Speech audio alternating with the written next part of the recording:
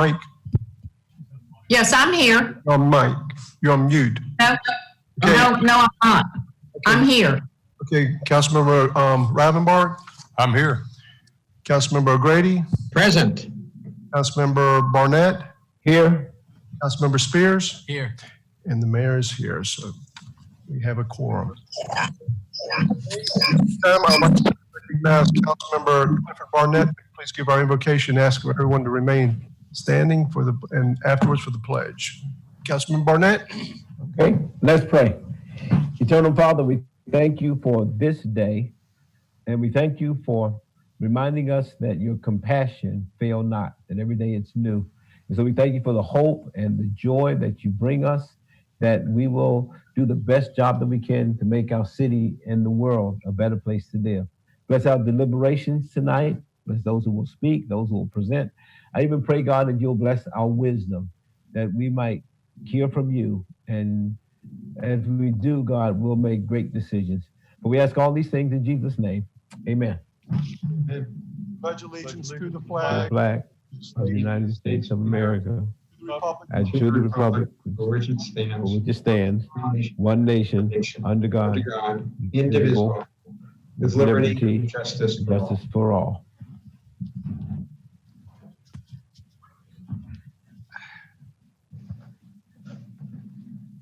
We have one presentation this evening, and before I read this proclamation naming June as Pride Month here in Wilmington, I want to make some brief remarks on behalf of the council. Let me start by saying thank you to all of our LGBT and community allies that have fought so hard and continue to do so to force a more inclusive Wilmington. As we have seen in recent weeks, that fight is ongoing in our community and across our nation. While we have made great progress over the past few years, LGBT Americans face discriminations merely for being who they are. Equality is about our civil rights and the belief that every individual should be treated equally under the law. Our city is actively assessing our LGBT equality policies and working alongside community partners to make necessary improvements. The Wilmington City Council acknowledges the enormous contributions that our LGBT community has made to our history, our culture, and the economy of the city of Wilmington. And in response to the important role that you play, as well as the ongoing struggle for equality, we take great pride in the opportunity to proclaim June 2020 as Pride Month in the city of Wilmington. I also want to recognize Darla McClamory, the head of our local film union, IATSE, and T.R. Nunley, who is the program coordinator for Wilmington Transgender Support Services and a commissioner for the North Carolina Human Relations Committee, that will also offer a few remarks after I finish reading the proclamation that I have before me. If you allow me to read the proclamation. LGBT Pride Month in the city of Wilmington, whereas our nation was founded on the principle of equal rights for all people, but the fulfillment of this promise has been long in coming for many Americans. Some of the most inspiring moments in our history have arisen from the various civil rights movements that have brought one group after another from the margins to the mainstream of American society. And whereas in the movement toward equal rights for lesbian, gay, bisexual, and transgender, better known as LGBT people, a historic turning point occurred on June 28, 1969 in New York City with the onset of the Stonewall Riots. During these riots, LGBT citizens rose up and fought against the discriminatory criminal laws that have since been declared unconstitutional. Whereas LGBT pride celebrations have taken place around the country every June to commemorate the beginning of the Stonewall Riots, and whereas in June is celebrating as LGBT Pride Month nationwide, and whereas the city of Wilmington has a diverse LGBT community that includes people of all ethnicities, religions, and professions, and whereas everyone should be able to live without fear of prejudice, discrimination, violence, and hatred based race, religion, gender, identity, or sexual orientation. Now, therefore, be it resolved that the City of Wilmington City Council, on behalf of all residents of the City of Wilmington, does hereby proclaim June 2020 as Pride Month in the City of Wilmington and urge all residents to respect and honor our diverse community and celebrate and build a culture of inclusiveness and acceptance. And with that, I'll turn it over to Ms. McClamory and T.R. Lonely. Thank you. On behalf of the LGBT community, I would like to thank the mayor, city council members, as well as all the staff behind the scenes especially Eris Durston, who spearheaded this initiative.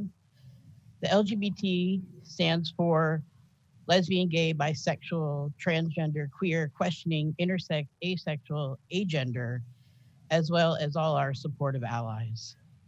For short, we call it the LGBTQIA community or the queer community. I hope that this public acknowledgement today will foster future support from the city for issues that are facing the queer community. For the queer community, celebrating Pride is about remembering the past, understanding the present, and working for the betterment of the future. As the mayor said, Pride Month in June is celebrated because of a moment in history, the Stonewall Riots that broke out, as well as riots throughout the nation against police brutality. Many LGBT members were beaten, arrested, humiliated, and even raped for merely existing in the world. And although there were no laws or policies that changed after those riots, the queer community changed. We learned that we're not alone and that there's powers in numbers. In the 1980s, the lack of equality was felt even harder with the HIV/AIDS epidemic, and thousands of queer people lost their lives. But we continued to persist. In 2011, LGBT soldiers were able to openly serve in the military. After that, in 2012, Amendment 1 happened, which took away the right to even think about marrying the same-sex couples until 2014 when that was override. 9 months later, June 26, 2015, the Supreme Court ruled in favor of federal marriage equality, and the last remaining 13 states had to lift their ban and allowed same-sex couples to get married. Yesterday was another historical moment that happened. The US Supreme Court ruled that equality discrimination on the basis of sexual orientation or gender identity is prohibited under the federal civil rights law. Here in Wilmington in 2016, with the help of City of Wilmington as well as other companies, we fought against HB2. And although this is just a moment of history today with this approximation, it couldn't have happened without all the advocacy groups throughout our history in Wilmington, including Out Wilmington, Wilmington Pride, Cape Fear Equality, with so many dynamic people like Bodine and Michael Moore and Ryan Burris. Out of the ashes of those groups rose the Frank Carr Foundation. If anyone wants to get involved with the LGBT community and seek support, please contact the Frank Carr Foundation. Those folks are amazing over there. And we have also a lot of other different groups in the community, including SAGE, which helps seniors. We have the Wilmington Pride Youth Group that helps teens. And then, of course, the Wilmington Transgender Support. Myself, plus Kendall Tidy, Megan Fentros, we have 5 free support groups for the transgender community. But as I mentioned, Pride is not just about remembering the past and understanding the present. It's about also working towards the betterment of our future. There are still issues that we're facing in this community. I'm a transgender man, and I work for the county. one of the biggest employers in Wilmington. And transgender healthcare is not, it's not covered. After 3 years of fighting with my insurance company back and forth, trying desperately to have the surgery that I deserved, my community rose up on my behalf and raised the money that I needed. What about those who can't have that type of community like I do? Also, transgender people are still banned from the military. Hundreds of transgender women are rotting in men's prisons, especially transgender women of color. And speaking of color, the queer community is in support of the Black Lives Movement.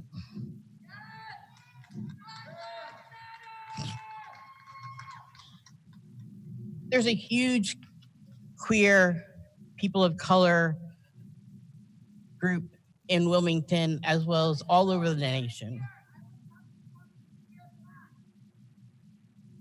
And I hope that the protests that are happening, as well as this moment today, I hope it inspires more people of color to come out and be proud of who you are. So to the queer community, take yesterday's victory and today's Black Lives Matter. Lily Nicole would speak. and be proud of how far we've come, because we've earned it. We will celebrate all our successes after COVID-19 epidemic has passed. Until then, I love you and happy Pride. Thank you.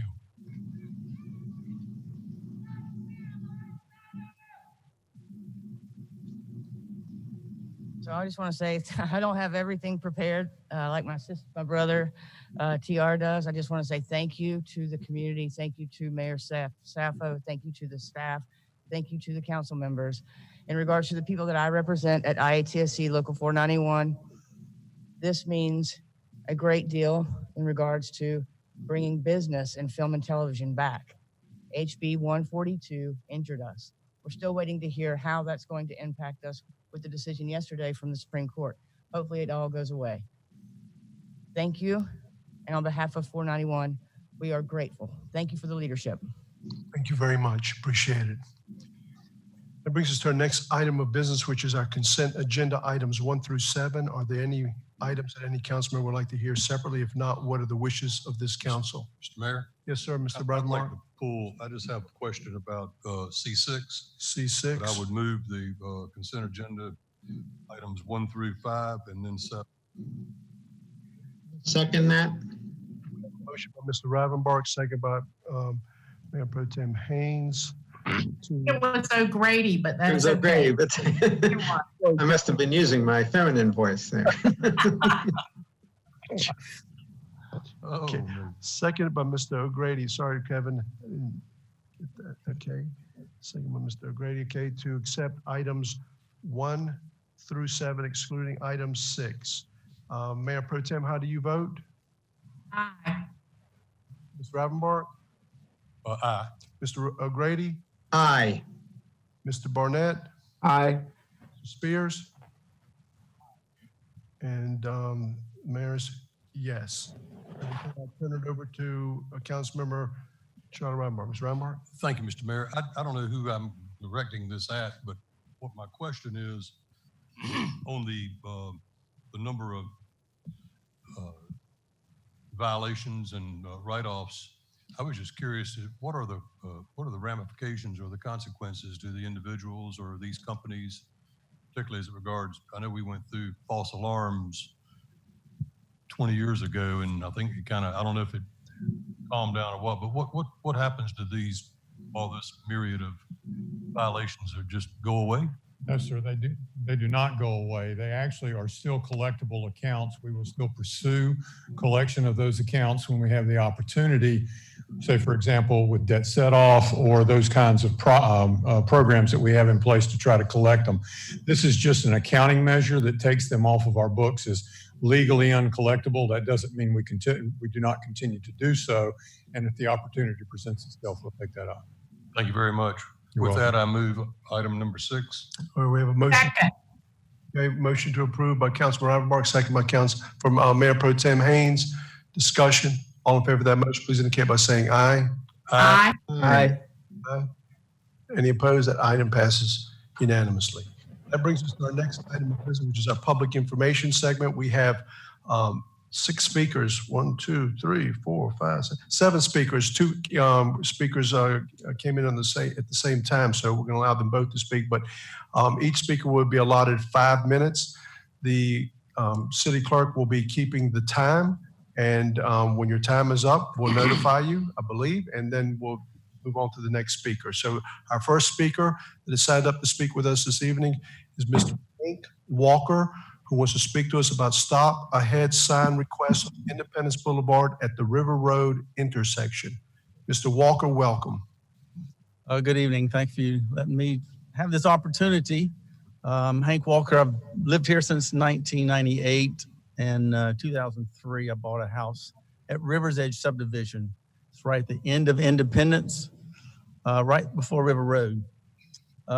Tonight, I'm going to give you the opportunity and privilege to save lives. All lives matter. This is a very dangerous intersection at the end of Independence. Black Lives Matter. That's right. Black matters live. All lives matter. At the end of this intersection, there's been a lot of wrecks. 2 girls were killed a month ago at this intersection. I've talked to Randall Glazier. He's with the city, the ordinances of the signs. There's a book called The City Follows the Federal Highway Administration Guidelines for Traffic Control Devices, published in the Manual of Uniform Traffic Control Devices. So I have told him about this, and I was turned down to describe this from Carolina Beach Road to River Road on Independence. It's 1 mile as straight as an arrow, except at the end of it, where kind of like a T intersection, it turns to the right. About 30 feet before the stop sign, it takes a hard right. So he says that the sign is very visible. You can see it. It's one of those things that once you see it, once you've driven there, you know it's there. But for people that don't know that road, it's not very visible, and especially at night when it's dark, it's very hard to see. So since it turns, the stop sign is about 30 feet from the center of the road as someone's approaching that road.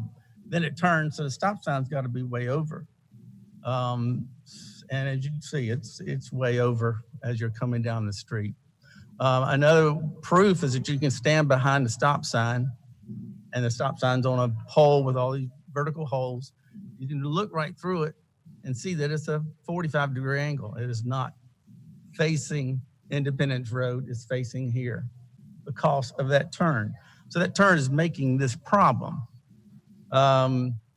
He says it's visible, and since it's a 45-degree angle, that is less visible. The other problem is that there are 3 soft shoulder signs in a row right before the stop sign. They're yellow, they're bright, you can't miss that. The stop sign is offset, so you actually kind of look over to see that. So they're very distracting. Soft shoulder, soft shoulder, soft shoulder, stop. Why is there not a stop ahead sign? I'll re-quote what he said, Randall Glazier, in that Manual of Uniform Traffic Control. It says application of warning signs states the use of warning signs shall be based on an engineering study, engineering judgment. Additionally, this section advises the use of warning signs should be kept to a minimum as the unnecessary use of warning signs tend to breed disrespect for all signs. So this is a violation of that code. There are 3 warning signs of soft shoulder, which people are still pulling off the road, and the whole road is soft shoulder, and there's no other signs. So this is a big distraction. And it's a very simple solution that can be solved tonight and changed tomorrow.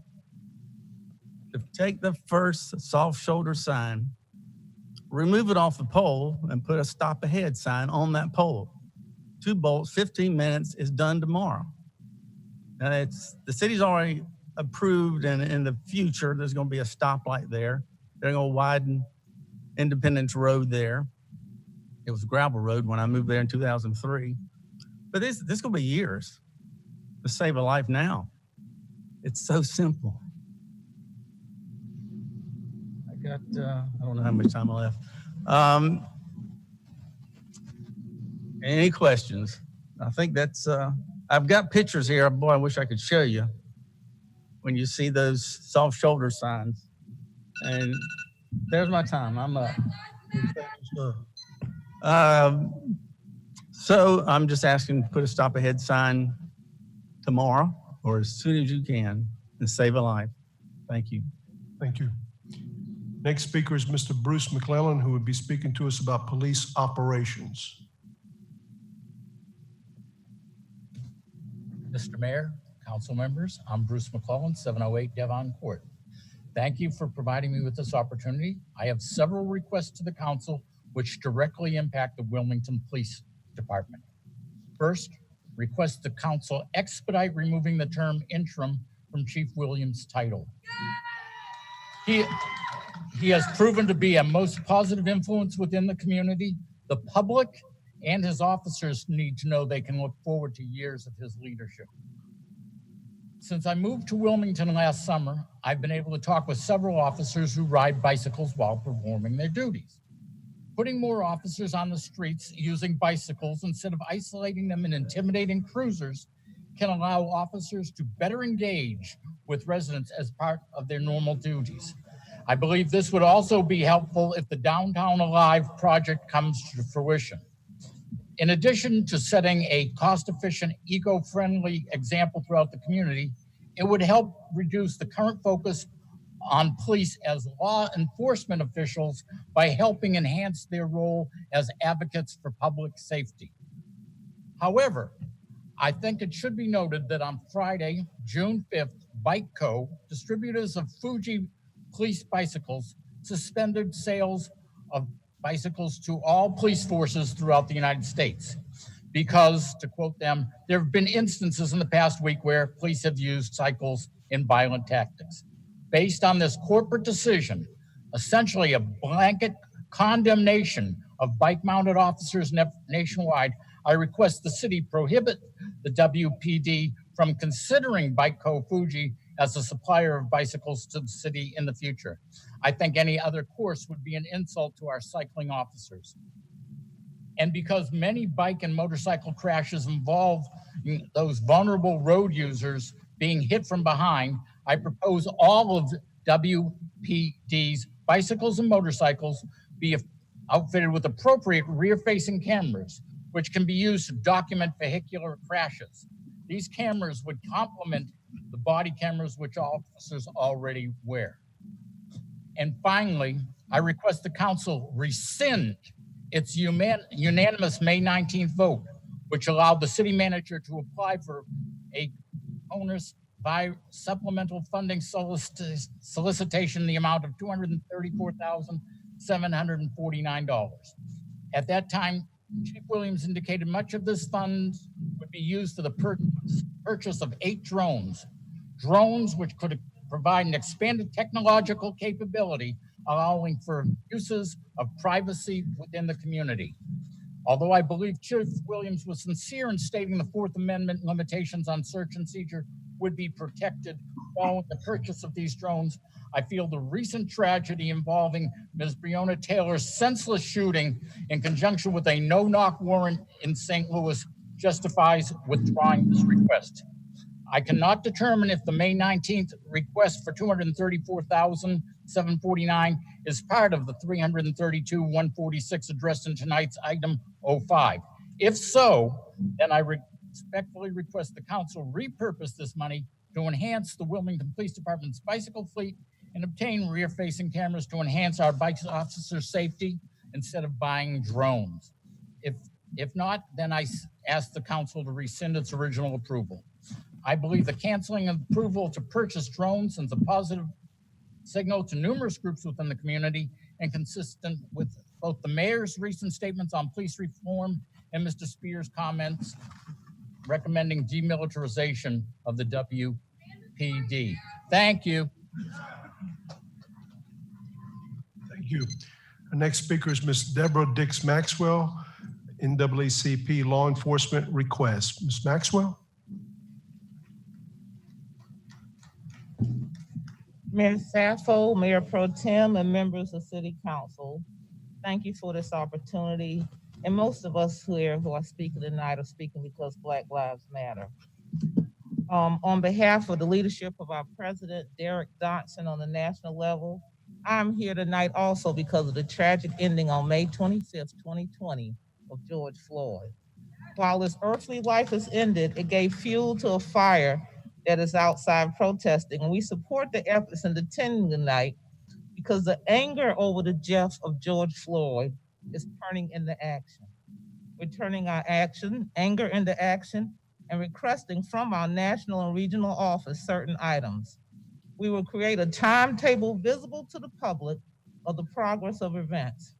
These same items have already been given to the president of the North Carolina Sheriff Association so that they may also understand and accept the requests that have been created.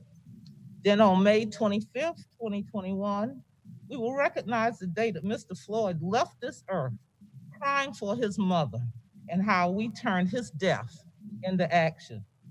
We will give hopefully a final review at that time. First, request of a citizens review board with subpoena power. 2, request to view a law enforcement use of policy, and we already thank Interim Chief Williams for posting his policy online. We're still waiting on the Sheriff's Department. Review of North Carolina Open Records Act to determine if officer misconduct, information, and disciplinary histories are shielded from the public. 4, review of local law enforcement record of disciplining charging officers with misconduct. We recognize that this is a personnel matter, which will give the need for the Civilian Review Board to work with that. Demand, along with other North Carolina NAACP units, for a statewide review board for police officers who use deadly force. This would deter them from moving from a new locale, as their recertification credentials will be tied with this. 6, restructuring of police community initiatives. United with the other branches of the NAACP and community partners, we will work on the above listed items. We are done with dying, and we live to ensure that George Floyd did not die in vain. He died for justice. He died for freedom. He died for change in the bias systems that discriminate against people of color. We are angry, but we are turning our anger into action. Thank you. Thank you, ma'am. Our next speaker is Ms. Sonia Patrick, who will be speaking to us about racial disparities. Ms. Patrick? Good evening. My name is Sonia Patrick. I represent the local Black Lives Matter and the National Black Leadership Caucus Southeastern Region. I am also a descendant of former slave captives. Slavery was the worst form of inhumanity, and I'm reminded by that humanity that's glorified by these statues downtown. This is the United States of America, not the United States of the Confederacy, and those statues need to be removed. As we look at the recent case with George Floyd, it reminds me of what my ancestors witnessed when we were lynched and massacred in the worst form of inhumanity, known as slavery, where human beings were killed right in front of us. It reminds me of the horror of slavery, and also right here in this town, the massacre of 1898 where citizens were killed. The case of George Floyd has gained international attention around the world and sparked a long century of killings. But today we speak for those that didn't have cameras. The only difference are the cameras, but today we speak loud for those that did not have cameras. Because we know there are a lot of George Floyds out here in the United States of America and in North Carolina. Here in North Carolina, no one has ever been prosecuted or convicted for killing an unarmed citizen. Here in New Hanover County, 2013, the shooting death of Brandon Smith, the shooting death of unarmed Tevin Robinson, Ronald Rowland. A K-9 was placed on a man after he surrendered to police in 2013. The shooting death of Great Dinks, a white veteran in 2013. And the video of Tyrell Rivers. Still no justice, and where there's no justice, there will be no peace. And today, we've been asking for over the years, in 2014, 2017, 2018, and today in 2020, that any officer that shoots an unarmed person will immediately be charged. And it raises a question because many officers really have to use a gun. So why would anyone have to shoot an unarmed man? We also demand a citizens review board, and we've been here many times, and we will not give up. We're like a tree planted by the water, and we will not be moved. HB 1083 was orchestrated by the local government here, and we demand that HB 1083 be repealed. It stopped us from getting a petition after we were denied a citizens review board. HB 1083 denies us democracy. Without it, it's your way, no way, or the highway. That's unacceptable. We also want mandatory body cams for all officers in law enforcement.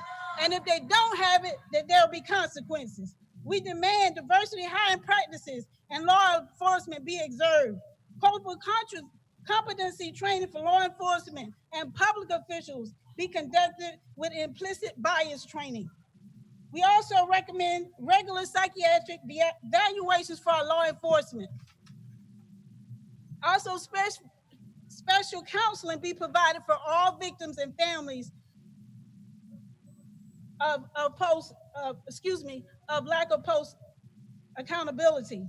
We also would ask that the budget be distributed more towards vocational and community programs. Summer youth programs be reinstated, exploring and increasing freedom schools, as well as we would also demand a list of all the vocational and community programs that have been instituted here in New Hanover County. We recommend a training seminar for law enforcement in our public school system be conducted. Today, we hope that those that wrote the White Declaration of Independence have long gone from our local government. We hope that today, on this day, that this city council and mayor say enough is enough and make historic moves by giving us our demands. We will walk with law enforcement when our demands are met. Thank you for listening. Black Lives Matter. Enough is enough. Thank you. Our next speaker is Devin Scott, who will be speaking to us about 7 demands for police reform. Scott?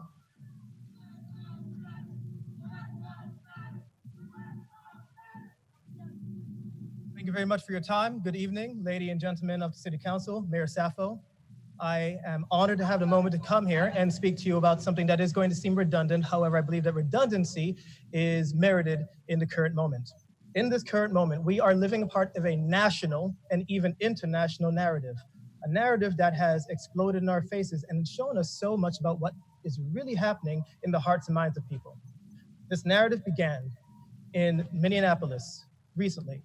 And though we in Wilmington, North Carolina cannot do anything to bring justice to the offenders against George Floyd or to bring justice to his family in regards to his death, we having the recent story that is still unfinished regarding Brandon Smith, and we having the long ongoing story with 1898 and the repercussions thereof, cannot ignore the consequences of this conversation here within our own city. As a result, we need to really think about what justice, crime, and punishment means, and why justice only comes when we talk about crime and punishment.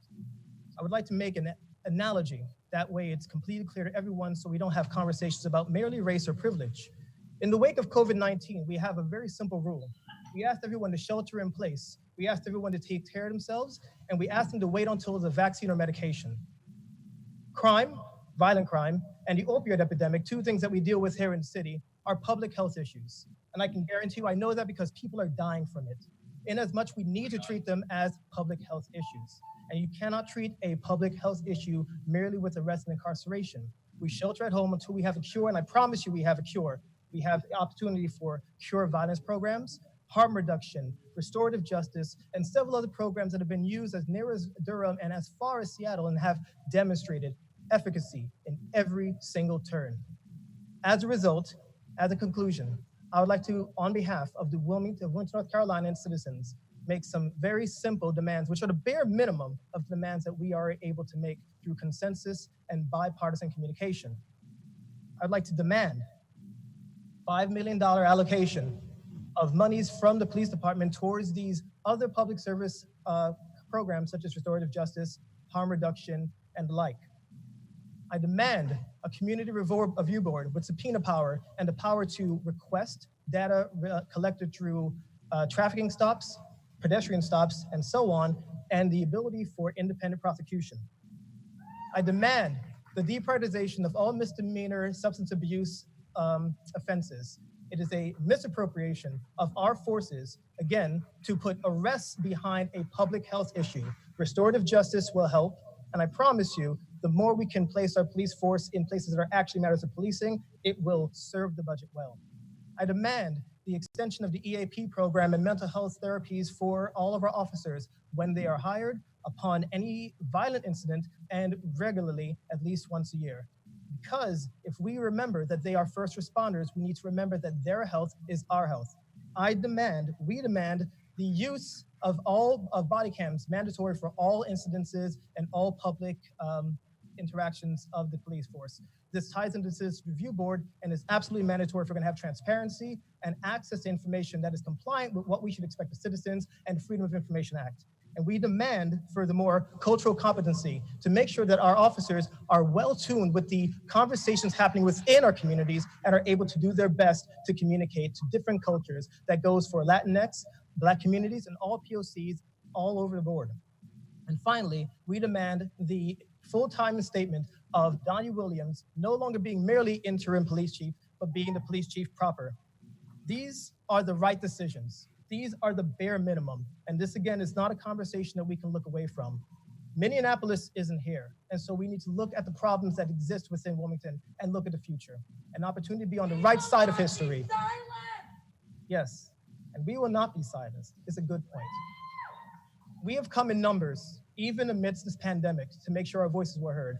And I'm sure you'll find, through redundancy alone, that we have a point to make, and it's very clear.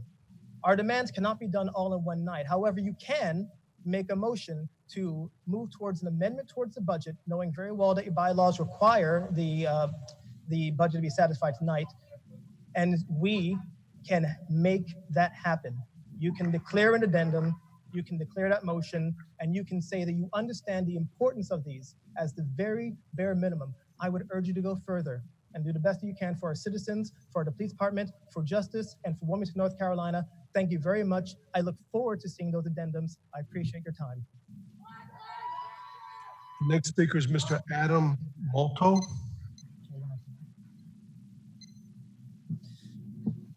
Good evening, everybody. My name is Adam Battersea Malto, and I'll be speaking broadly on reallocating funds and the need for justice reform.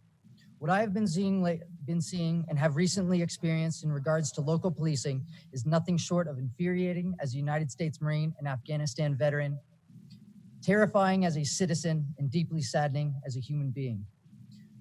Witnessing overtly aggressive and undertrained police, facing a biased judicial system and feckless local leadership Systemic reform and the reallocation of funds is neither a new or unrealistic approach to the current issues of excessive and biased policing. As a Marine, accountability over yourself and those in your charge was drilled in from the first day that you are held to a standard of higher training and higher moral aptitude. I ask you now, why our police are not held to that same standard, and why our leaders refuse to strive for the same. Without accountability, there is no trust. Firstly, we need an independent review board made up of elected officials that better represent the communities affected by heavy-handed policing. Community members who will demand answers and evidence with power to subpoena and demand change through budgets, oversight. To say we no longer take the words of mayors, chiefs, sheriffs, and district attorneys as gospel, and it is time for a fair, independent review of police misconduct. Internal investigations are no longer acceptable. The time for absolute body camera policy is now. We need concrete policy on the use with regards to what best serves the public. We need the onus on our safety to be on the officer, not on the citizen. 100% usage while engaging with police, and a mandatory time that the footage must be saved or kept from deletion. An independent review board will remain unbiased, but can also maintain privacy to sensitive materials. I have heard the same argument it imposes on officers from carrying out their duties effectively. To that I repeat what many of us hear from the police. If you are not doing anything wrong, you shouldn't have anything to fear. Countless arguments are made that what police have to endure or what they are trained to handle is beyond their scope. Most of this is attributed to being overly militarized and undertrained to protect, undertrained, I apologize. To most prior service members, it is obvious that there is a disconnect between officers and those in the community. Cultural training, along with an expansion of programs like the CIT, the Crisis Intervention Team, that trains officers in handling drug or mental health crises more calmly and efficiently.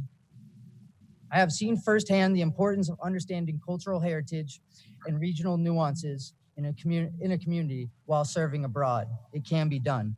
Thank you. I yield my time. Ms. Angela Colon will be speaking to us about budget and police reform.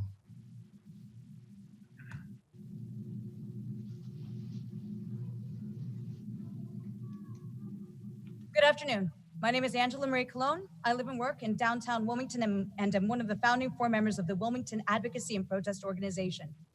First, I would like to voice my support for the community-led efforts to demand accountability from our city's law enforcement during this time of reform. As you may know, local leadership groups, including a founding member of WAPO, have collaborated to compose a list of 7 baseline demands for the WPD and our city's government. If you are not yet familiar with them, then you have clearly not been paying attention, and I will waste no time doing your job for you right now. While my support goes out to all of these propositions, today I will be focusing on the budget and the body cams. In reviewing a recent city council documented meeting, 7 police Ford F-150s and 5 unmarked Toyota Camry hybrids were recently approved at a total cost to the city of nearly $360,000.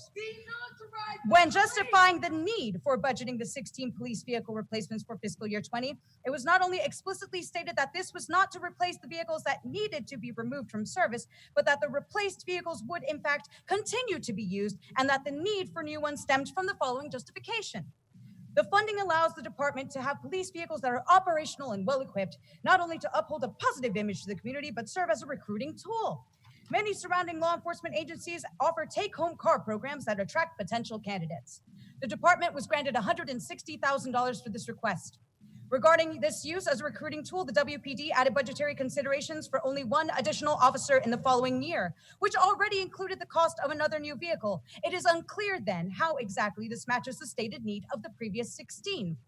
In a recent interview, Mayor Sappho said he recognized the reasons behind why many across the country are calling for major police reform, yet stands behind the current budget on the table this year. I would argue then, sir, that you do not, in fact, understand these reasons. Standing behind a budget that allocates 30% or more of the total general fund into the police department completely misses the intent and purpose of the calls for reform being made. He also remarked that we have about 179,000 calls for service every single year, yet fails to clarify how many of those same calls actually required any sort of armed law enforcement response that couldn't have just been handled by any municipal representative who could take down a report.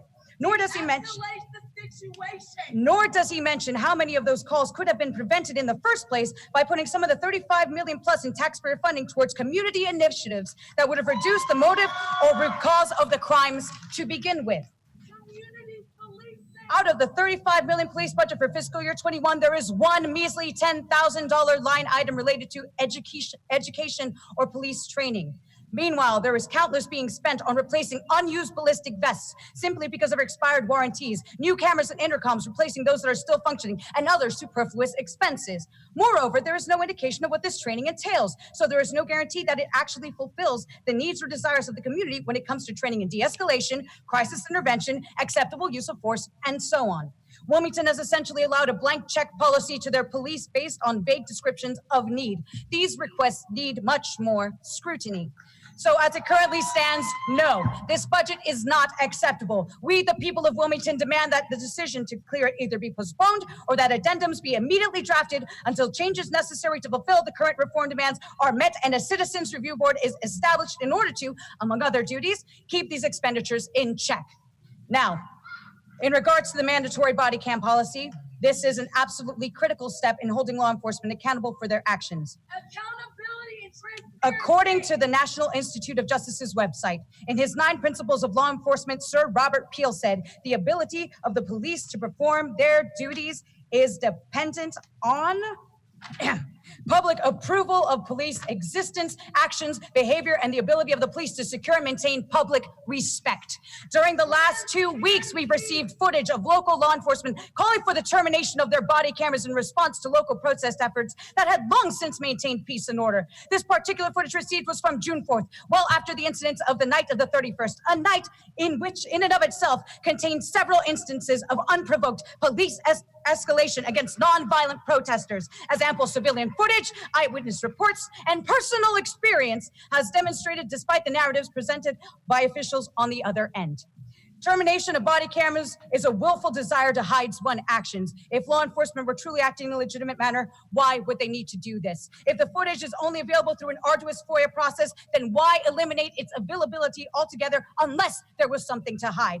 We call for a mandatory, no cam, no job policy. If law enforcement cannot perform its operations in a manner worthy of the people's trust and respect, then they do not need to be operating at all. I yield my time. Thank you. Thank you so much. It's very well said. I do want to make a point. The young lady, Mrs. Cologne, and several others have made some response to the body cams. And I just want to make certain that the community knows and the citizens that are interested in the police budget, the mandatory use and activation of body cams whenever we're engaging with the public is mandatory by our police department. In the budget, there are 200 body cams with the department currently. And for the year 2021, the budget authorizes another 35 more of those officers on special teams. They may not have one daily. There's a policy already regarding the use of body-worn cameras. And that policy does require that whenever officers are engaged in investigatory actions, serious incidents, arrests, traffic stops, or on crime scenes, they are required to have the camera turned on. They are also required to ensure that the camera remains activated at all times during citizens' contact, and they are not to stop, pause, or otherwise interfere with the recording until any such interaction is complete. Just want to make certain that people understand that we do have a policy in place for that. In the installment of Interim Chief Donnie Williams would be a council appointment at some point in time. We do have a meeting that will take place. In respect to your Citizens Review Board, I did have an opportunity to speak with Deborah Dix Maxwell with the NAACP and several people with our Interim Chief Donnie Williams, myself, our city attorney, the sheriff, and his chief deputy. And I think there is a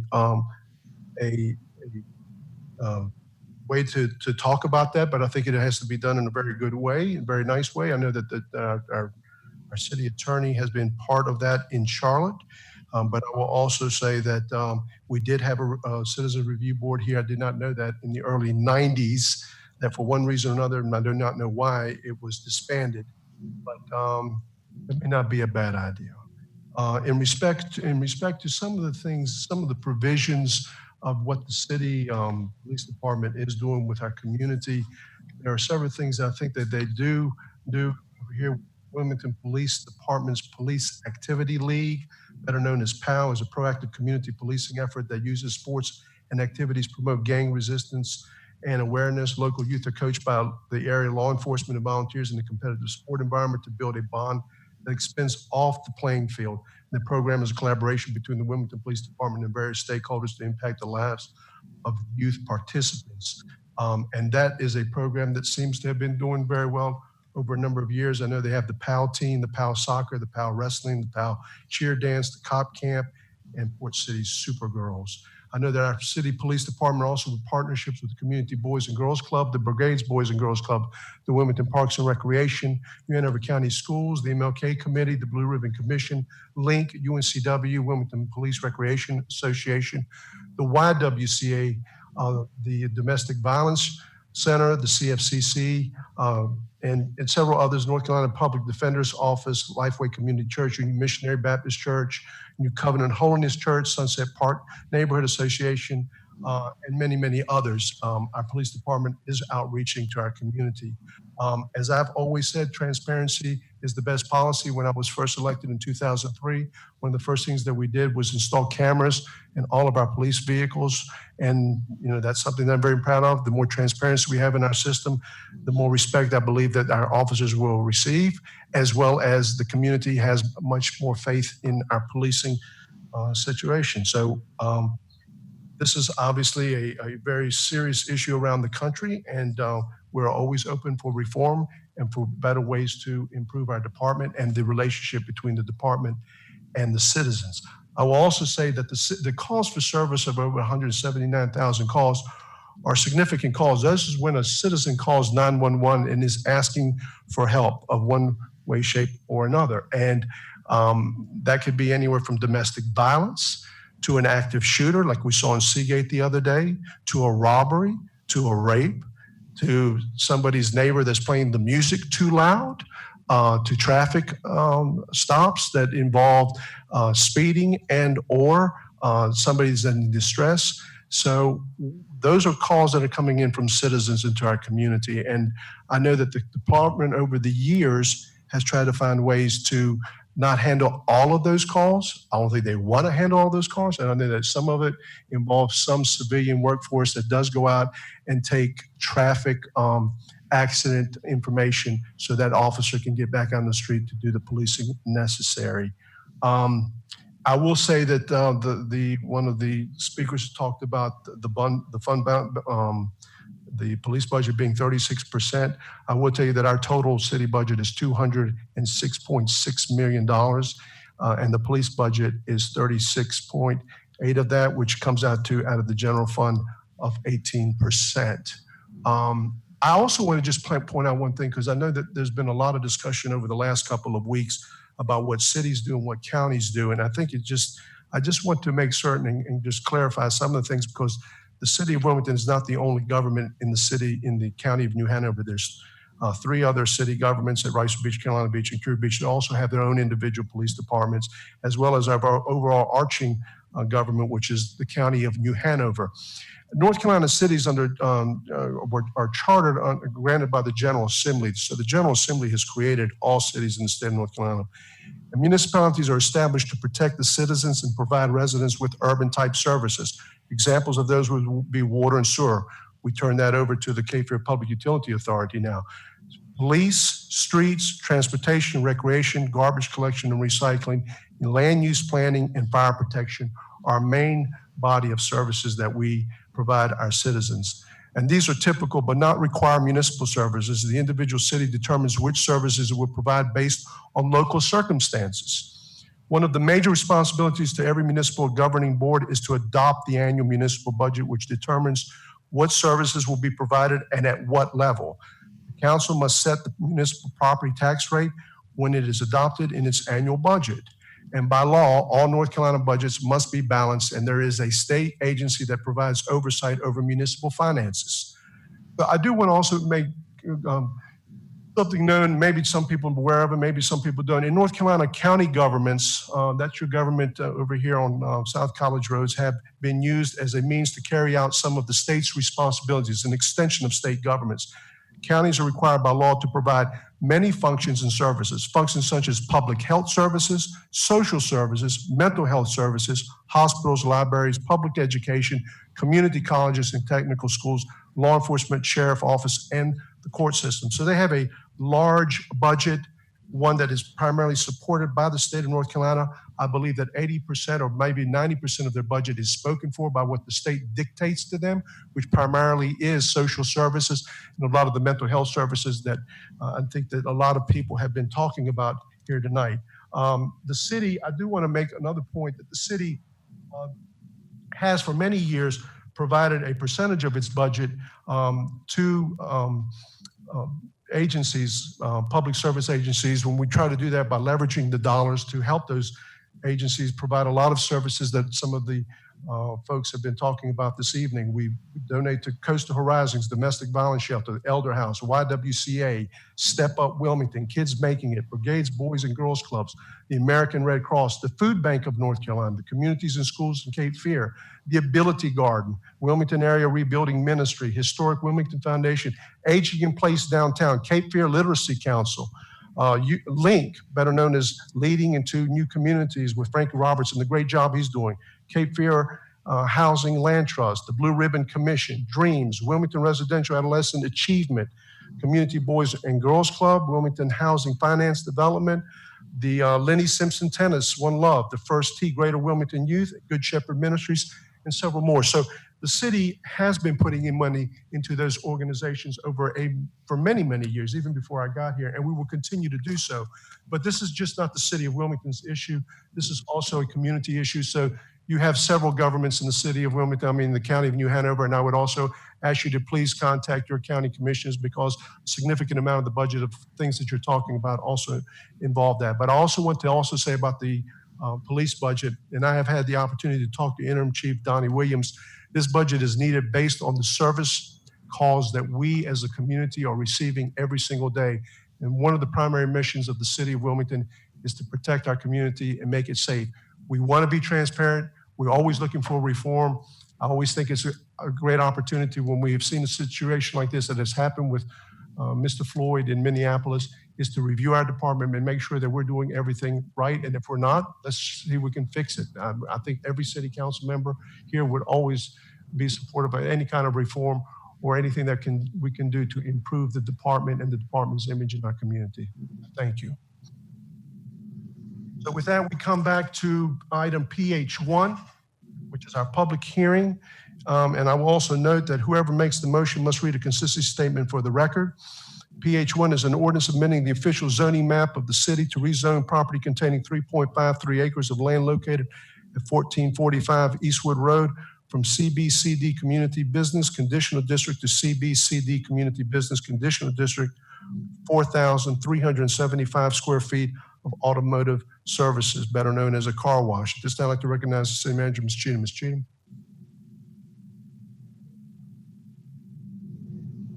Good afternoon, Mr. Mayor, members of the City Council. Mr. Brian Chambers, Senior Planner, will overview this item.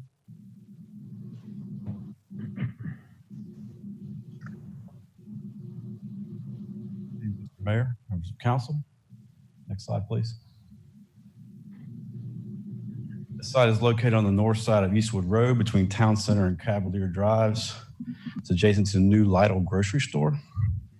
The site is approximately 3.53 acres in size and is currently vacant. Next slide, please.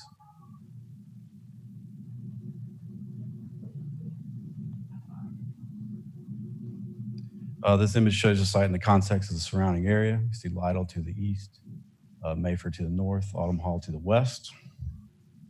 Next slide, please. Several photos of the subject property looking from the Lytle site and as well as from Eastwood Road. Next slide, please. We also have several photos of the adjacent properties, multifamily located to the north. Again, the grocery store located to the east, the entrance to Mayfair to the west, and the single family homes that are located across Eastwood Road to the south. Next slide, please.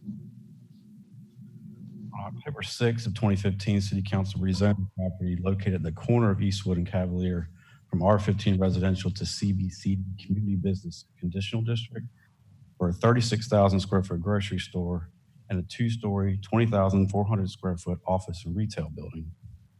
The office and retail building has not been constructed, and that part of the tract has since been subdivided and conveyed. Next slide, please. The applicant is proposing to rezone the remaining undeveloped tract to a new CBD community business conditional district of a 4,375 square foot car wash facility. Access to the site will be provided by an internal connection to the existing grocery store, which includes an existing right-in, right-out drive on Eastwood Road. Traffic data indicates that Eastwood Road is operating near its design capacity at its location with level of service E. The proposed rezoning would result in a decrease in the estimated vehicle trips when compared to the current approval. The proposal would preserve a number of trees located around the perimeter of the property. The applicant has agreed to a condition that no trees, regardless of the size, would be removed outside of essential site improvements. There would only be the clearing of underbrush, and essential site improvements would include the building, the parking, the required stormwater facilities to serve the project. Next slide, please. Here's an image of the elevation that the applicant provided to staff. Next slide, please. The comprehensive plan identifies this area as a greenfield site and multi-use place area of opportunity. The plan calls for suburban mixed-use development types, connections to adjacent areas, and a variety of building types and uses. The proposal would be generally compatible with the existing context in the existing shopping center. The proposed car wash provides a service to citizens in the interconnected commercial development and is also located within a high-density transition area of opportunity. Staff believes this proposal is generally consistent with our comprehensive plan and the city's adopted focus areas.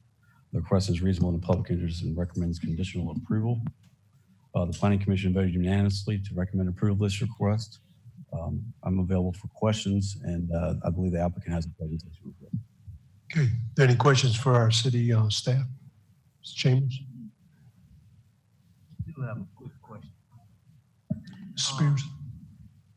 There is another, small car wash down the street going towards Riceville Beach. We know anything about it? Is that car wash going away, or? I do not know what the status of that car wash is. Okay, is there no ordinance about having 2 car washes in close proximity like that or anything? I'm just asking. No. I mean, we don't have separations requirements for that types of uses. It's basically just what the market will accommodate in the location of where they feel it's appropriate for that use. So. Okay, I was just asking. We are seeing a lot of, and people say this all the time, storage facilities and car washes. So I was just asking about that.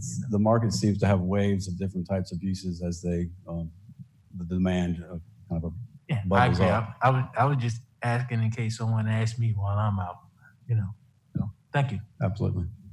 Yeah, I've got a question, Mr. Mayor. Yes, sir, Mr. Barnett. Okay, thank you. When I look at the consistency with the adopted plan, like in pages 6 and 7, I always look at that, and I notice that there are like a number of modest non-support. And is that because it's a car wash and not a store or something, or what? Why is that? To be honest, staff really struggled with this one. There's a lot you'll see in that, like you mentioned, you'll see a lot of half red, half blue. Sure. Policies, because you can read that policy both ways, and there's a lot of subjectivity here. I think at the end of the day, when staff looked at this, we felt that the interconnectivity, the internal circulation, and the compatibility with the existing shopping center with the Lidl made it appropriate. Again, there's a lot of subjectivity, and we went back and forth with the staff as what the ultimate recommendation would be. But I think that's where we landed with the interconnectivity, the circulation, and then it being compatible with that grocery store. Yes, sir, Mr. Okay. So, okay, I'm sorry.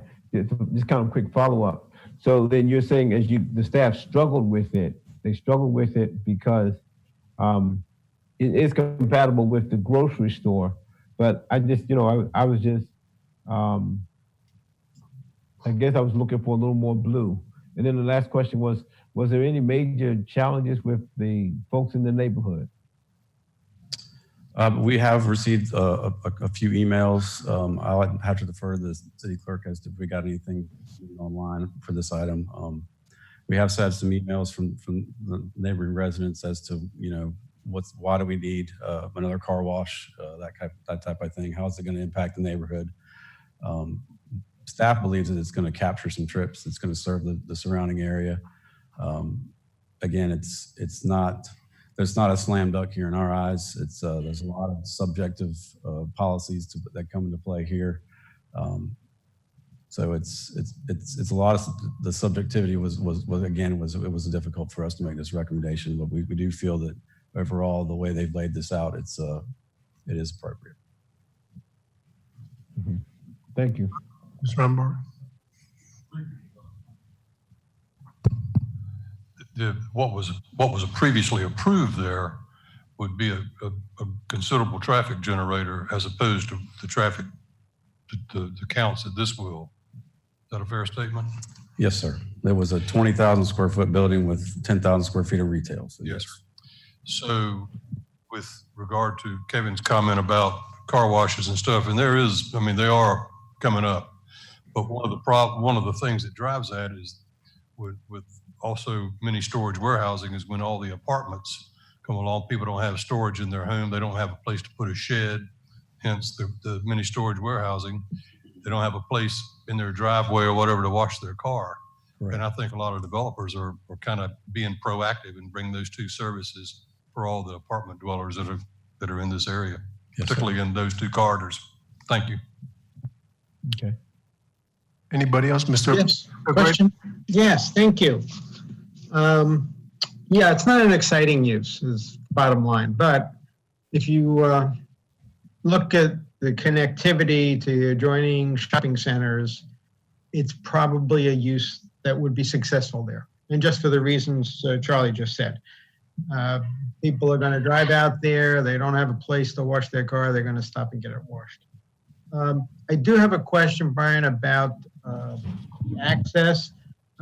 If the overpass is put in on Eastwood Road, is that going to have any interference with that? No, sir. Any improvements to that would be impacting the roadway to the east. Okay, so by this point, although Eastwood might be a little wider at this point, is that possible? That is possible, but there won't be any change to any of the traffic movements. It will be east of the new signal that's located at Cavalier Drive. Okay. I mean, I think I had the same reaction the staff did. It's just not an exciting use, but it is a use that is needed. And it's as good a place as any to have one. Thanks. Okay. Mr. Rothenberg. One other comment that, in the business that I'm in, I look at that as a terrific interim use of the land, because as property values increase or that area becomes even more attractive to developers, it's not like they're building a 20,000 square foot building there. They're building a car wash that can, it's a good interim use of the land. Something else can come along and supplant that 10, 15 years from now. Anybody else? Okay. Thank you, Ms. Chambers. Thank you.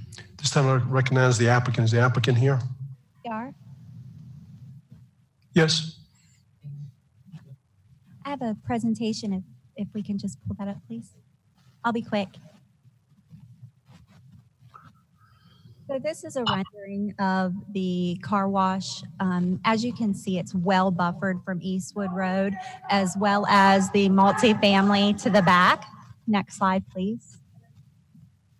And this, I think I flew them in. There we go. Thank you. This is just the requirements for the conditions. Brian went through all of this in his staff report. Next slide, please. This is the location. As you can see, it is located near multifamily as well as office and other commercial uses. I think Brian's comment about the capturing of the trip generations as well as Mr. Rivenbark is quite accurate in this location. Next slide, please. This is just a brief history of the property. Next slide, please. We aren't asking for a rezoning to a different district, just simply a different use in the district. Next slide, please. This is a site plan that shows how the car wash will be. Excuse me for 1 second, Amy. I'm going to have to ask the individuals in the room that are raising their voice and disrupting the meeting to please refrain. If not, I'll just have to ask you to please leave the meeting, the room. I don't want to do that. I don't think anybody wants to violate your constitutional rights, but we're trying to have a meeting here. We're going through the process of having our meeting. So I will ask officers at the next disruption of this sort to please remove the folks from that room. Thank you. Go ahead, Mrs. Schaefer.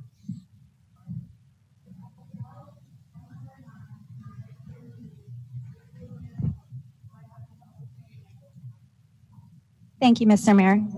As you can see, the car wash is tucked into the area. It will access from the Lytle parking lot, and so there will not be a direct access from Eastwood Road. Next slide, please. And I think this is the most important slide. We are decreasing the height of the prior approval of the building. We are decreasing the square footage of the building. And most importantly, this request would decrease the trip generation. Sorry, there's a reverb. Next slide, please. And this is another rendering of the property. As you can see, the car wash is tucked back in there, and there's the Lytle in front. Next slide, please. And I'm happy to answer any questions. Any questions of the applicant?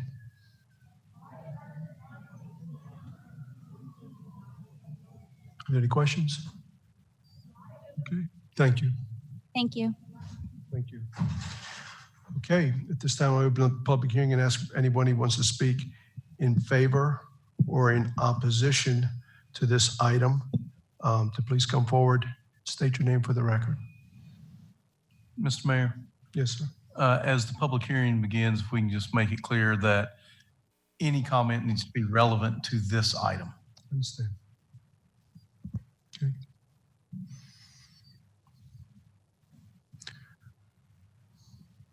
Okay.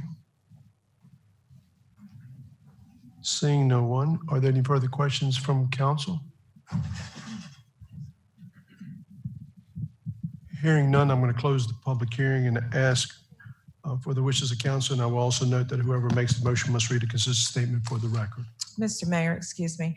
Just want to put into the record that the clerk's office did not receive any comments regarding this item. Thank you, ma'am. Thank you. Appreciate it. Thank you. Mr. Mayor, I'd move the item. Second. Second. Okay. I'm sorry, who made the second? Was it Mr. Barnett? Okay. Yes, sir. Okay, Mr. Ravenbach, will you please read the consistent statement for the record? Thank you, sir. I move to approve the proposed amendment to rezone property located at 1445 Eastwood Road from CB Community Business Conditional District to CB Community Business Conditional District to allow a 4,375 square foot car wash and find it to be consistent with the relevant policies in the comprehensive plan based on the application materials and the information provided at the public hearing and in the staff report, and to find approval of the rezoning request is reasonable and in the public interest for the following reason. The proposal provides a service to citizens within an interconnected commercial development. Okay, very good. All right, all in favor of that motion? Mrs. Haynes, how do you vote? Aye. Mr. Ravenbach? Aye. Mr. O'Grady? Aye. Mr. Barnett? Aye. Spears? Aye. And then the chair is aye. That passes on first reading. We will hold this for our second reading at our next council meeting. That brings us- Mr. Mayor, if you could indicate that that'll be June 23rd at 6:30 p.m. That will be June 23rd at 6:30 p.m. in this building. Okay, very good. All right, that brings us to our next item of business, which is item PH2A, which is a resolution to approve substantial amendment to 2019-2020 annual action plan for CDBG and home funds to receive a $612,000 $32 CDBG CV supplemental grant. This time I'd like to recognize our city manager, Mr. Cheatham. Mr. Mayor, if you would read PH 2A and 2B, they're a companion item. Okay. Presentation. All right, then I'll read item PH2B, which is an ordinance authorizing supplemental appropriation of CDBG. Fund at this time, recognize our manager, Ms. Cheatham. Ms. Suzanne Rogers. Ms. Rogers? As you stated, this is a public hearing related to a substantial amendment of our annual action plan for the current year, 2019-2020, to allow us to add $612,032 in supplemental funding. Next slide, please. We advertised the public hearing and a 5-day, it's a little longer than 5 days actually, but a public comment period as was allowed by HUD with a waiver. So typically that would be a 30-day period, but we were allowed a waiver in this situation. So we've advertised that, received a few public comments, and I'm not aware if the clerk received any others. Next slide, please. This funding is made available to the city as a result of federal action on the CARES Act, which provided $5 billion in supplemental funding for community development block grant that is administered through HUD. And as the city of Wilmington is an entitlement city, we were allocated the $612,032. Next slide, please. Grantees are required to identify the use of the funds, and the funds must be used to prepare for, prevent, or respond to coronavirus.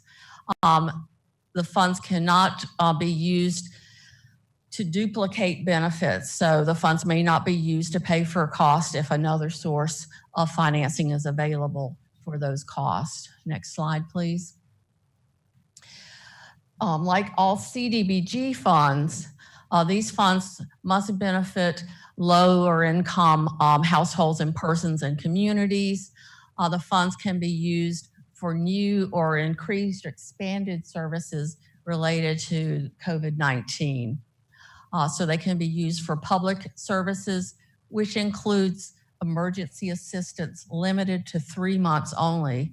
And so that's rental assistance, utility assistance, that type of thing. Also in the guidance that we got from HUD, it gave examples of how it could be used for public facilities, again, related to COVID, business assistance, creating jobs for medical supplies or retaining jobs, or micro enterprise loans. Next slide, please. Thank you. So we, after researching what other cities in the state, the nation have done and talking with community partners through a questionnaire, we are coming with a recommendation that the funds be allocated to educational services for children experiencing a learning loss as a result of COVID, homeless prevention intervention in the form of rental assistance for low-income folks who are at risk of being evicted, and that assistance would be paid directly to the landlord. And also that would apply for utilities as well, if needed. And also service delivery associated with the provision of food, personal protective equipment, and supplies related to coronavirus prevention. All funds, at the direction of council, all funds will go to services provided by outside agencies.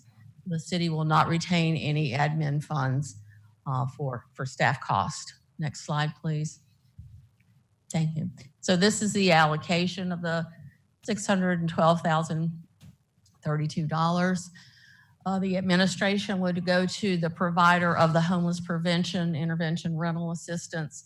So there would be $350,000 directly for rental assistance. And then you can see $70,000 for education and $122,000 32 for access to food and supplies.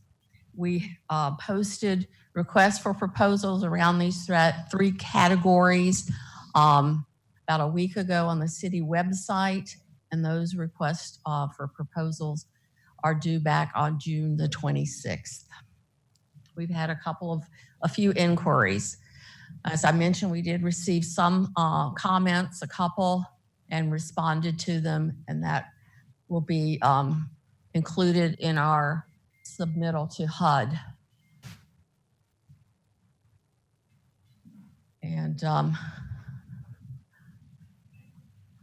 next slide. Yes, please. Go back to that last slide, please. The enhanced writing there, the highlighted. Was that an option that the entire 612 could go to rent relief, or it has to be split up? No, sir, that was an option. Okay. Thank you, Matt. Yes. I got a question with that.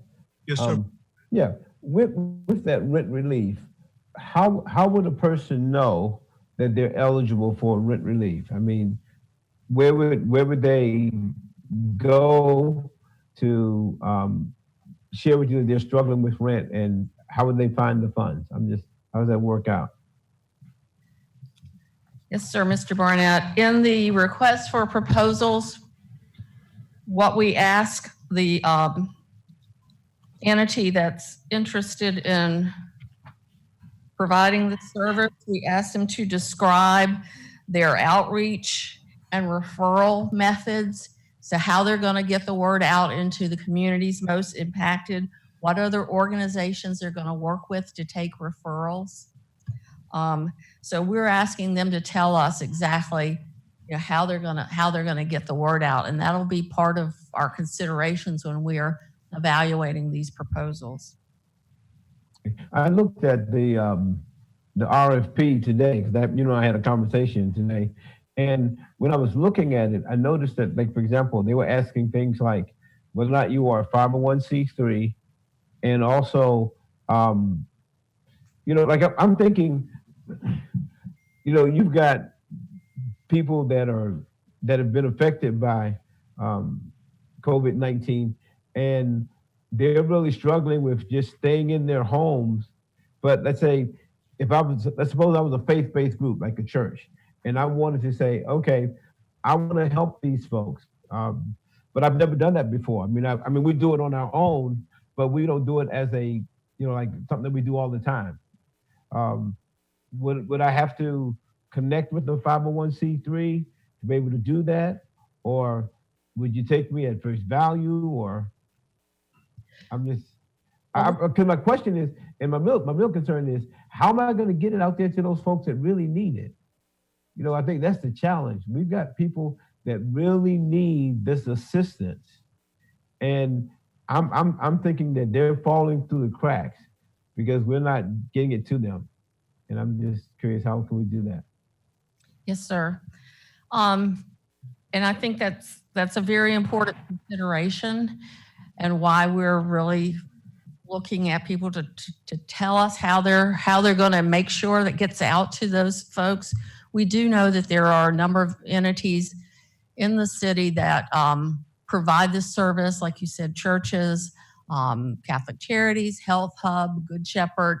Others have experience, and probably some we're not aware of, have experience providing this kind of service, rental assistance to folks. Salvation Army also runs a rapid rehousing program. So we know there's some capacity there. I think that an organization may be well served to try to collaborate with other organizations.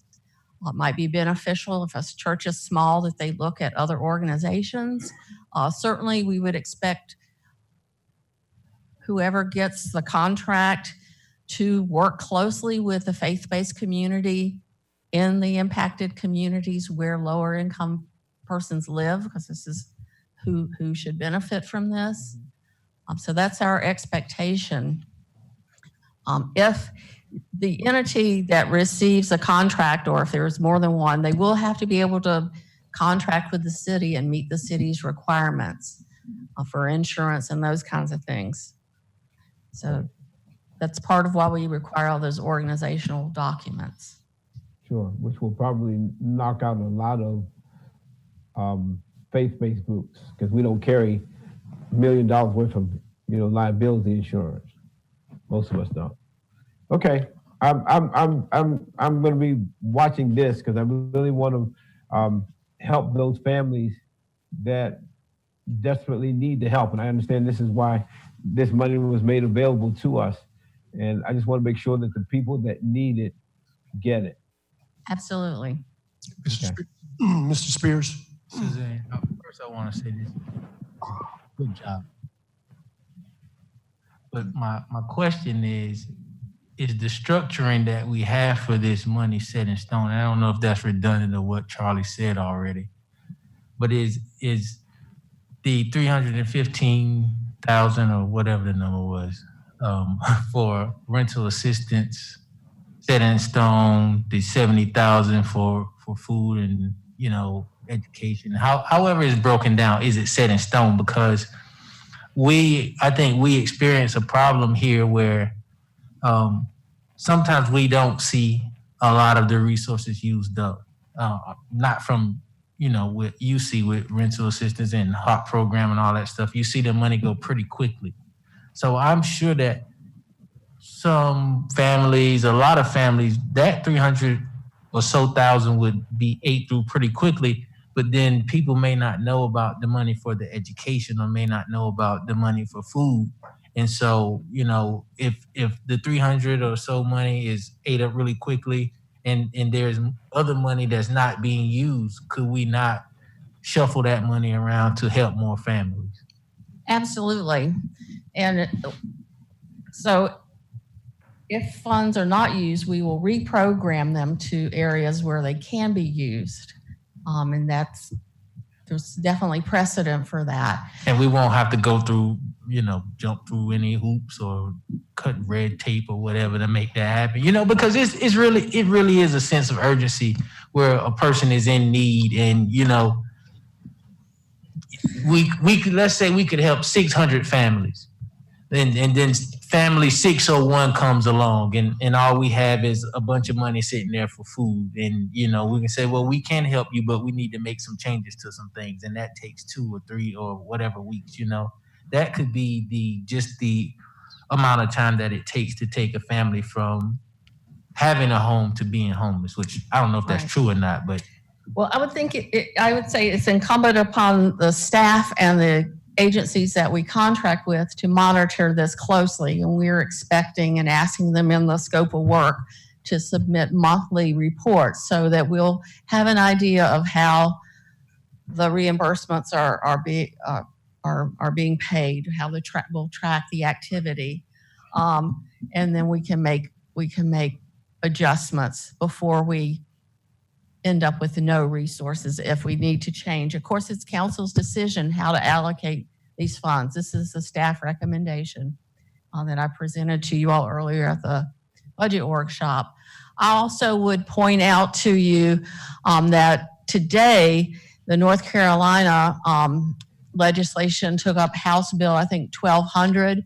So additional CARES Act funding is being considered by the House. Tony McEwen and others can speak to this better than I can, but there are additional funds that will be made available through the state for rental assistance, mortgage assistance, and utility assistance. So, obviously, you're right on the money with saying $312,000 or $350,000, does not go very far, and we understand that. And know that there's a much greater need. Our impetus was to try to move this as quickly as we could and try to have some communication with our community partners that we're going to depend on to implement these programs. So. That's exactly why I prefaced my questions with good job. Thank you. Mr. Redmore. Suzanne? Yes, sir. When we look at these individual people, is there any disclosure on from their end as to their admin cost? Is 100% of that money that they're being charged with, is that all going to the cause, or is there admin cost on their end? We do ask them to submit a detailed budget. We ask them to submit their audit so we can look at their overall financial picture and we can see what percentage of funds would be used for administration. Thank you, ma'am. Absolutely. And you take that into consideration when? Oh, most definitely. Okay, thank you, ma'am. Suzanne, Yes, sir. we're not the only government that has received federal funding. And I guess if the funding is, we run out of it, we also have, does the county doing anything for rental assistance that you're aware of? I'm not aware at this point that they are. I believe they used some of their CARES Act funding, which was not a CDBG allocation. I understand that. For the. But for I their just want to know, business do they loan have a program. pot of money? Because they got a substantial amount of money from the federal government that came directly to the counties, I mean, through the state, obviously. I know that that's something that we've been arguing about, or not arguing about, but trying to get some money from the federal government in these relief efforts and not having to go through the county, but coming directly to the cities. I'd just like to know if there is a program of any sort that the county might have, because as Charlie always alludes to, we're all county residents. And if somebody is, if we've run out of money here locally at the city level, as a county resident that lives in the city of Wilmington, do they have the right to go there and ask for some rental assistance? And I just want to know if there's any kind of a program there for that. Well, I think that some people, sometimes people just focus on the city and they forget that the county handles a lot of these things and they have a lot more money than we do. But I just want to see if there is a program, because I think we need to make certain that our citizens understand that if we don't have all the money, if the money's been used up, there's another pot of money somewhere down there on 17th Street that they could apply for. I can inquire about that. I'm Please. not aware of anything. I'd like and I to- will I'd like get to know back with that. council. I will say that HUD, the $5 billion that HUD got is released in two tranches. The second tranche will not go to entitlement cities. It will just go directly to the state. And the use of those funds have not been communicated yet. So, next slide, please. The other comment we had, well, this is my response to the gentleman's comment about using all the funds for rental assistance and his other question about admin. Next slide, please. The other comment was about case notes. Would they be required to provide those to the city? And how would we protect confidentiality? And then a question about the definition of moderate income. Next slide. The response was, yes, we have to have all of the case notes. We're responsible for the files, and the city is the one that's responsible for this funding. And we will keep confidential information confidential. And then I provided a definition for the income limits. So that's the only public comments that we received. Okay. So you have before you the resolution and as presented and the supplemental appropriation for your action. I'm happy to answer any other questions. Any other questions for Suzanne? Yeah, I just have one. Ms. Suzanne, thank you too.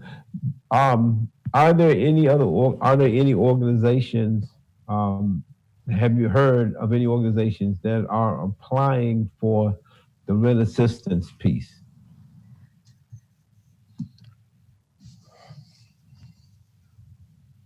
I have heard some organizations express interest, but we haven't received any proposals yet, which is not unexpected. The deadline is still a week or so away. Okay. So, and my question is there an organization maybe that we need to reach out to say, hey man, make sure you reach out for these funds because, it's a one-time shot, right? I can say that when we ask all the, we send an email to all the organizations that are in our database. So that's anyone who's ever applied for city funding and organizations that have members like the Continuum of Care, the Housing Coalition, other organizations. So we send out emails and ask them to forward them. And then once we posted the request for proposals, we sent that out again to that mailing list, as well as obviously it's on the city website. So, and please forward that information. I'm happy to send it to council, and you please forward it to any organizations. So Okay. Okay, thank you. Anybody else? Okay, thank you. Thank you. Okay. I will now open the public meeting. The public meeting set for 15 minutes. If you come state your name for the record, where you live, and this is on item PH2A and PH2B. My name is Lily Nicole.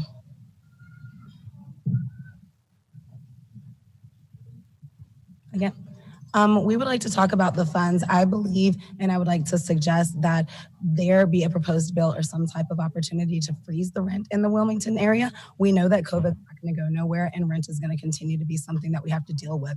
Unfortunately, the $350,000 is not going to be enough to sustain rent.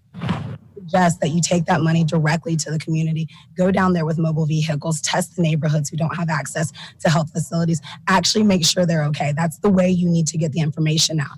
I know you guys said that there's not a lot of entities that have applied for it, but that's because the information that you guys just presented is not readily available. A lot of individuals in my little room didn't even know that this existed, and they would love to have applied for a rental assistance on their own behalf or on behalf of their family members. So one of the things that we're complaining about is there's no transparency, and all of the meetings that happen or the information that's being shared, it's a little exclusive and or solely on an email listserv that, again, you have to have had prior knowledge to be in the in crowd. What we're asking for is transparency, physical appearance in the community. If you want to know how to spend the money properly, you can go down there and actually ask what they need.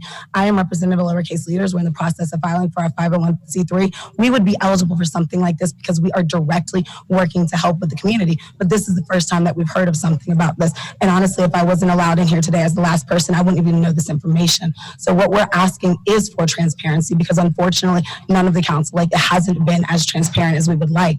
What we're asking is for more community presence. This money can directly benefit the community. You can physically go down there and take health cards, mobile health cards, and test the individuals. We're trying to have a mobile drive at our protest site, and in that it will be a twofold. We will be testing for COVID. So our protesters and our gatherers will know the state that they are resisting the COVID.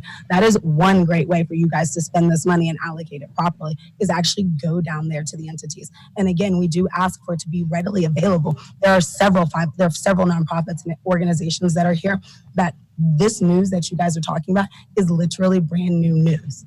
The money that you have presented can be spent, and it can benefit the actual community. If, again, there's some way that we can propose a rental assistance or a rental freeze. There are other organizations and societies that have done that.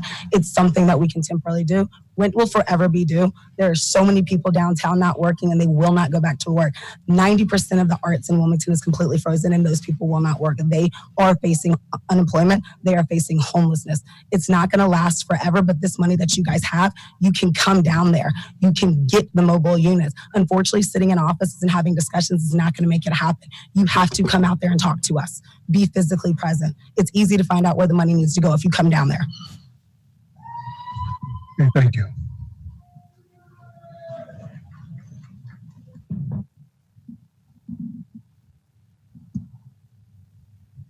Okay, anybody else?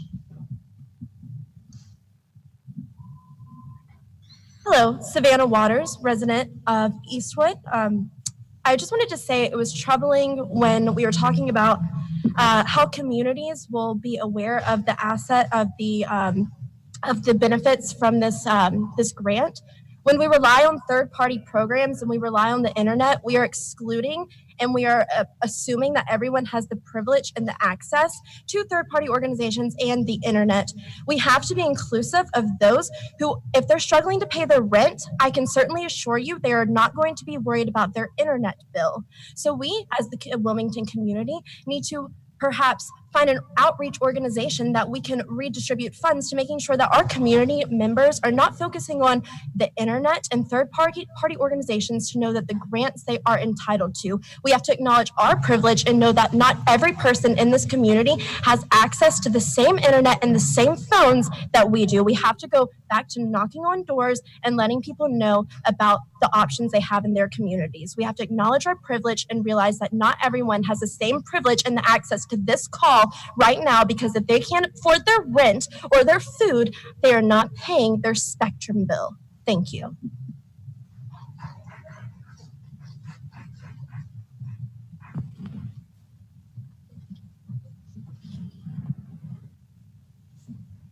Okay. Hi, this is Rebecca Trammell, and you guys, some of you guys know me already. I do have a nonprofit, and I will be seeking to use those funds, or at least some of those funds, to benefit people who are usually marginalized in our society, usually isolated in our society. And the young lady who just spoke just elucidated a barrier that we all know exists, and that is access to internet. Right now, our community depends on it. A lot of people need that to be able to continue working. The reason that some people thrive and the reason that some people fail is their accessibility, the availability to certain things that we all need. We still have food deserts. We still have food deserts in our city. We have deserts where people don't have access to broadband internet. And right now, that means that some children cannot go to school. I lead an organization called Community Conversations. We began this conversation in 2019, and it's about equity and excellence in public education for the Black and brown child specifically. There are 6 schools in the New Hanover County School District that are all in Wilmington that are predominantly Black. Because we still have this thing called segregated schools. All 6 of those schools are failing. We're failing them. And I know that you guys aren't in charge of the schools, but you live here. I know, I see the hurt. I started Operation Ring and Run to be able to make sure that children had food after COVID started, after the schools closed, because there wasn't a plan in place to make sure our children could eat. We can do better. We can do so much better. I would like to see broadband internet made accessible and available to everyone in our city, at least. Is that possible? How can we make it possible? And those are the questions that we need to begin to ask ourselves, not what is, but what could be. Because I don't want this world as it is. I don't want a world where Black men who are unarmed get killed. And there's no impunity, because impunity is the accomplice of injustice. And until there is justice, we will not have peace. And I call peace not civility. Civility is different than peace. We cannot have civility, but we can have peace. We need peace. Peace is the fruit of justice and equity. It is righteousness and justice that are the foundations of God's throne. And I want his kingdom come and his will be done on earth as it is in heaven, until we begin to love one another and treat our neighbors the way we would like to treat ourselves. And I believe that we can do this here. So yes, I will be applying for some of that Black grant money. And I do hope that we can all come to a place where we look at one another not as civilians or police, but neighbors. Not as those who live in Creekwood and those who live in Landfall, but they're our neighbors. So I'll just leave you with that. Let's not do what already is. Let's imagine what could be and dare to make a difference. Thank you.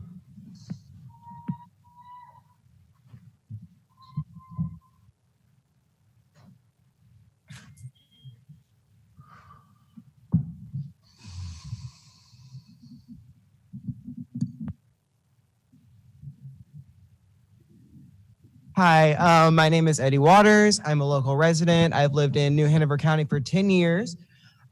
First and foremost, I just want to be very clear. Black Lives Matter.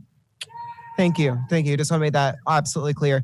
I just wanted to say that I am disappointed in the city of Wilmington tonight for a number of things. But first and foremost, making this completely inaccessible to those who need to hear it the most. Not only was this not live streamed to communities, but also most people, as have been brought up multiple times, a lot of people who need to hear this the most don't have internet, can't hear it. But also, this has been completely inaccessible to the disabled. There's not been a single sign language interpreter. There's no closed captioning. I'm not even sure if this event is wheelchair accessible. So if we're gonna really allocate money here, there, and there, hire a sign language interpreter, make this accessible for the people who are hopefully gonna be voting you in or out in the next election. Actually, I don't even think some of you are on the ballot, so that might be why you're like not paying attention to your little live stream cameras. But there will be an election coming up and we are watching. And again, Black Lives Matter. Have a great night.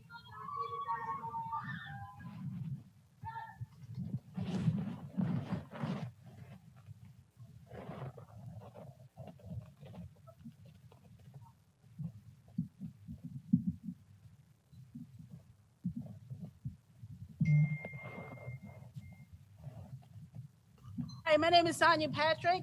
Not only am I with Black Lives Matter, but the National Black Leadership Caucus, which is a nonprofit 501c3. I don't know if it's been addressed, but I concur with everyone that's spoken here. We have to take care of those, all citizens. All citizens are taxpayers. Those taxpayers is what build a lot of the budgets and the monies that are spent to maintain the city. And one problem that has been raised with renters, we have some people that are trying to raise people's rent during COVID-19. We hope that there is some policy or resolution where a person's rent cannot be increased up until the next year, even if it goes from one ownership to another. There are some landlords that are trying to do this to people, senior citizens on fixed income, college students, single parents that work every day and work very hard to put food on the table. So we ask you to take consideration and make sure that these funds are distributed to the people that needs it the most, the people of this citizen, the people of this city. Thank you for listening. And God bless.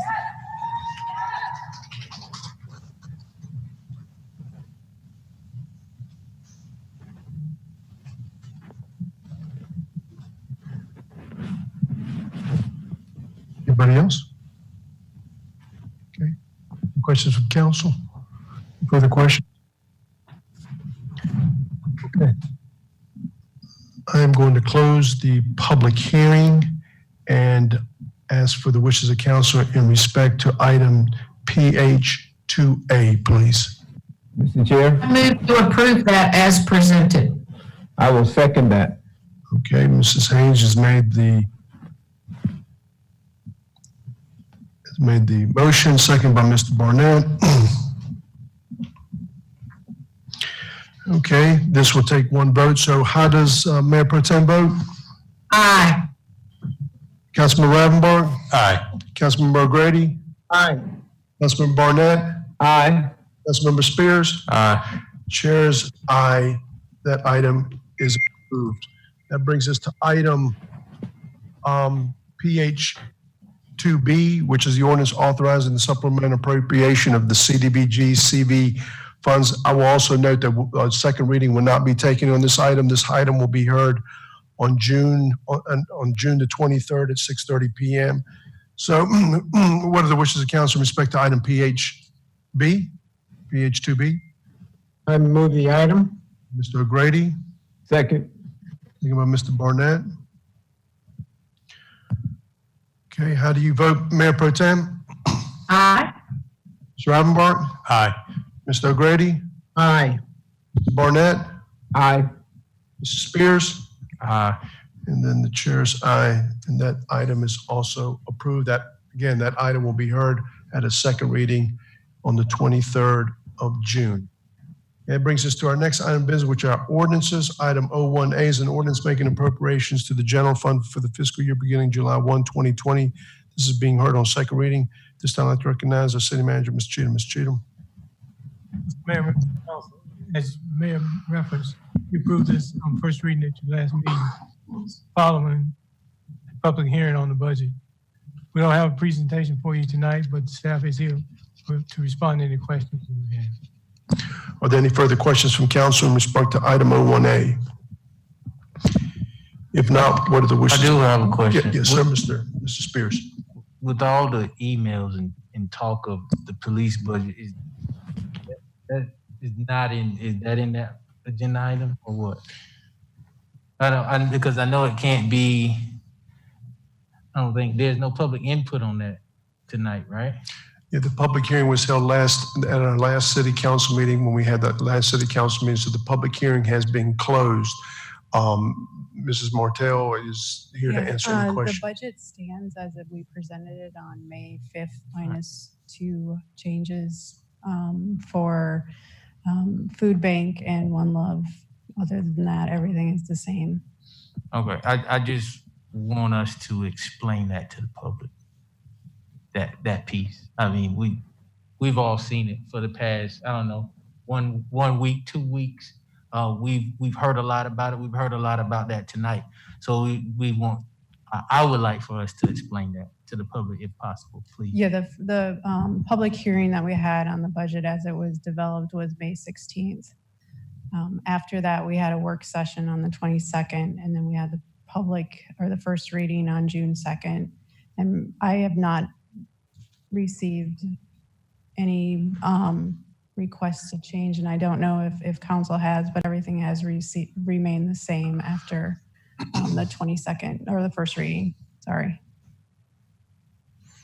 So to Mrs. Spears' point, when we begin the budget process, and I believe that we begin it in fact, on this one in 2019, I believe. In November. In November, and we've had several budget meetings. Those budget meetings are open to the public, and there are records of those meetings. So anybody in the public can go back and take a look at the records to see what kind of input was put in by which departments and the comments and questions that we as a council have shared with our city staff and the direction that we have given our city staff to prepare their budget. Obviously, one of the things that I think that we were all disappointed about, and I know Kevin, you're a huge advocate as well as other people here, is the affordable housing piece, which is a significant thing that I think that is a priority of council to put money there. But because of the COVID-19 and because we didn't want to raise property taxes, and in addition to some of the transportation issues that we were talking about, we asked our city staff to go back and to give us what I would consider a bare bones budget, even though departments asked for additional money.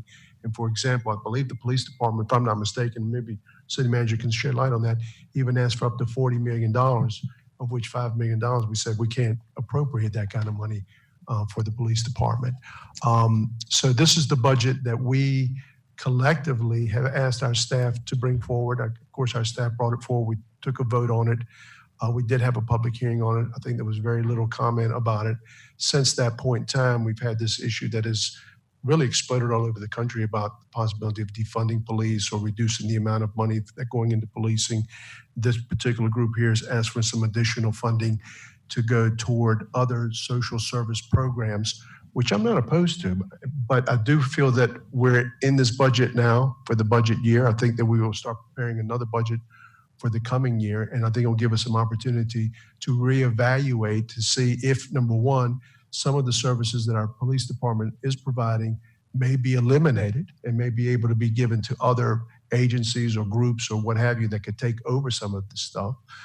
But my conversation after this has kind of the significant talk that's been around the country and the emails that we have received, I had a discussion with the chief, a little discussion to see how they felt about the budget. They felt they're pretty confident with the amount of services that they are addressing, or the amount of calls that they're getting. As the community grows, as the region grows, our calls for service delivery continue to grow with it. Whether we can take some of that and move it to other agencies or groups, I think that's going to be a much broader discussion that we need to have as a council with the chief, for them to evaluate, are there things that they would like to take off of their plate that we may not have to support.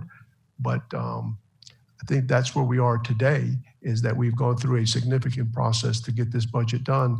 And I know, and I've heard this now at the very end, that the last couple of weeks, 2 weeks actually, where to appropriate some other funds somewhere else. But this is something I think that we've all taken into consideration based on what our city staff has shared with us, what we have shared with our city staff, some of the comments that we've heard from the citizens in our community.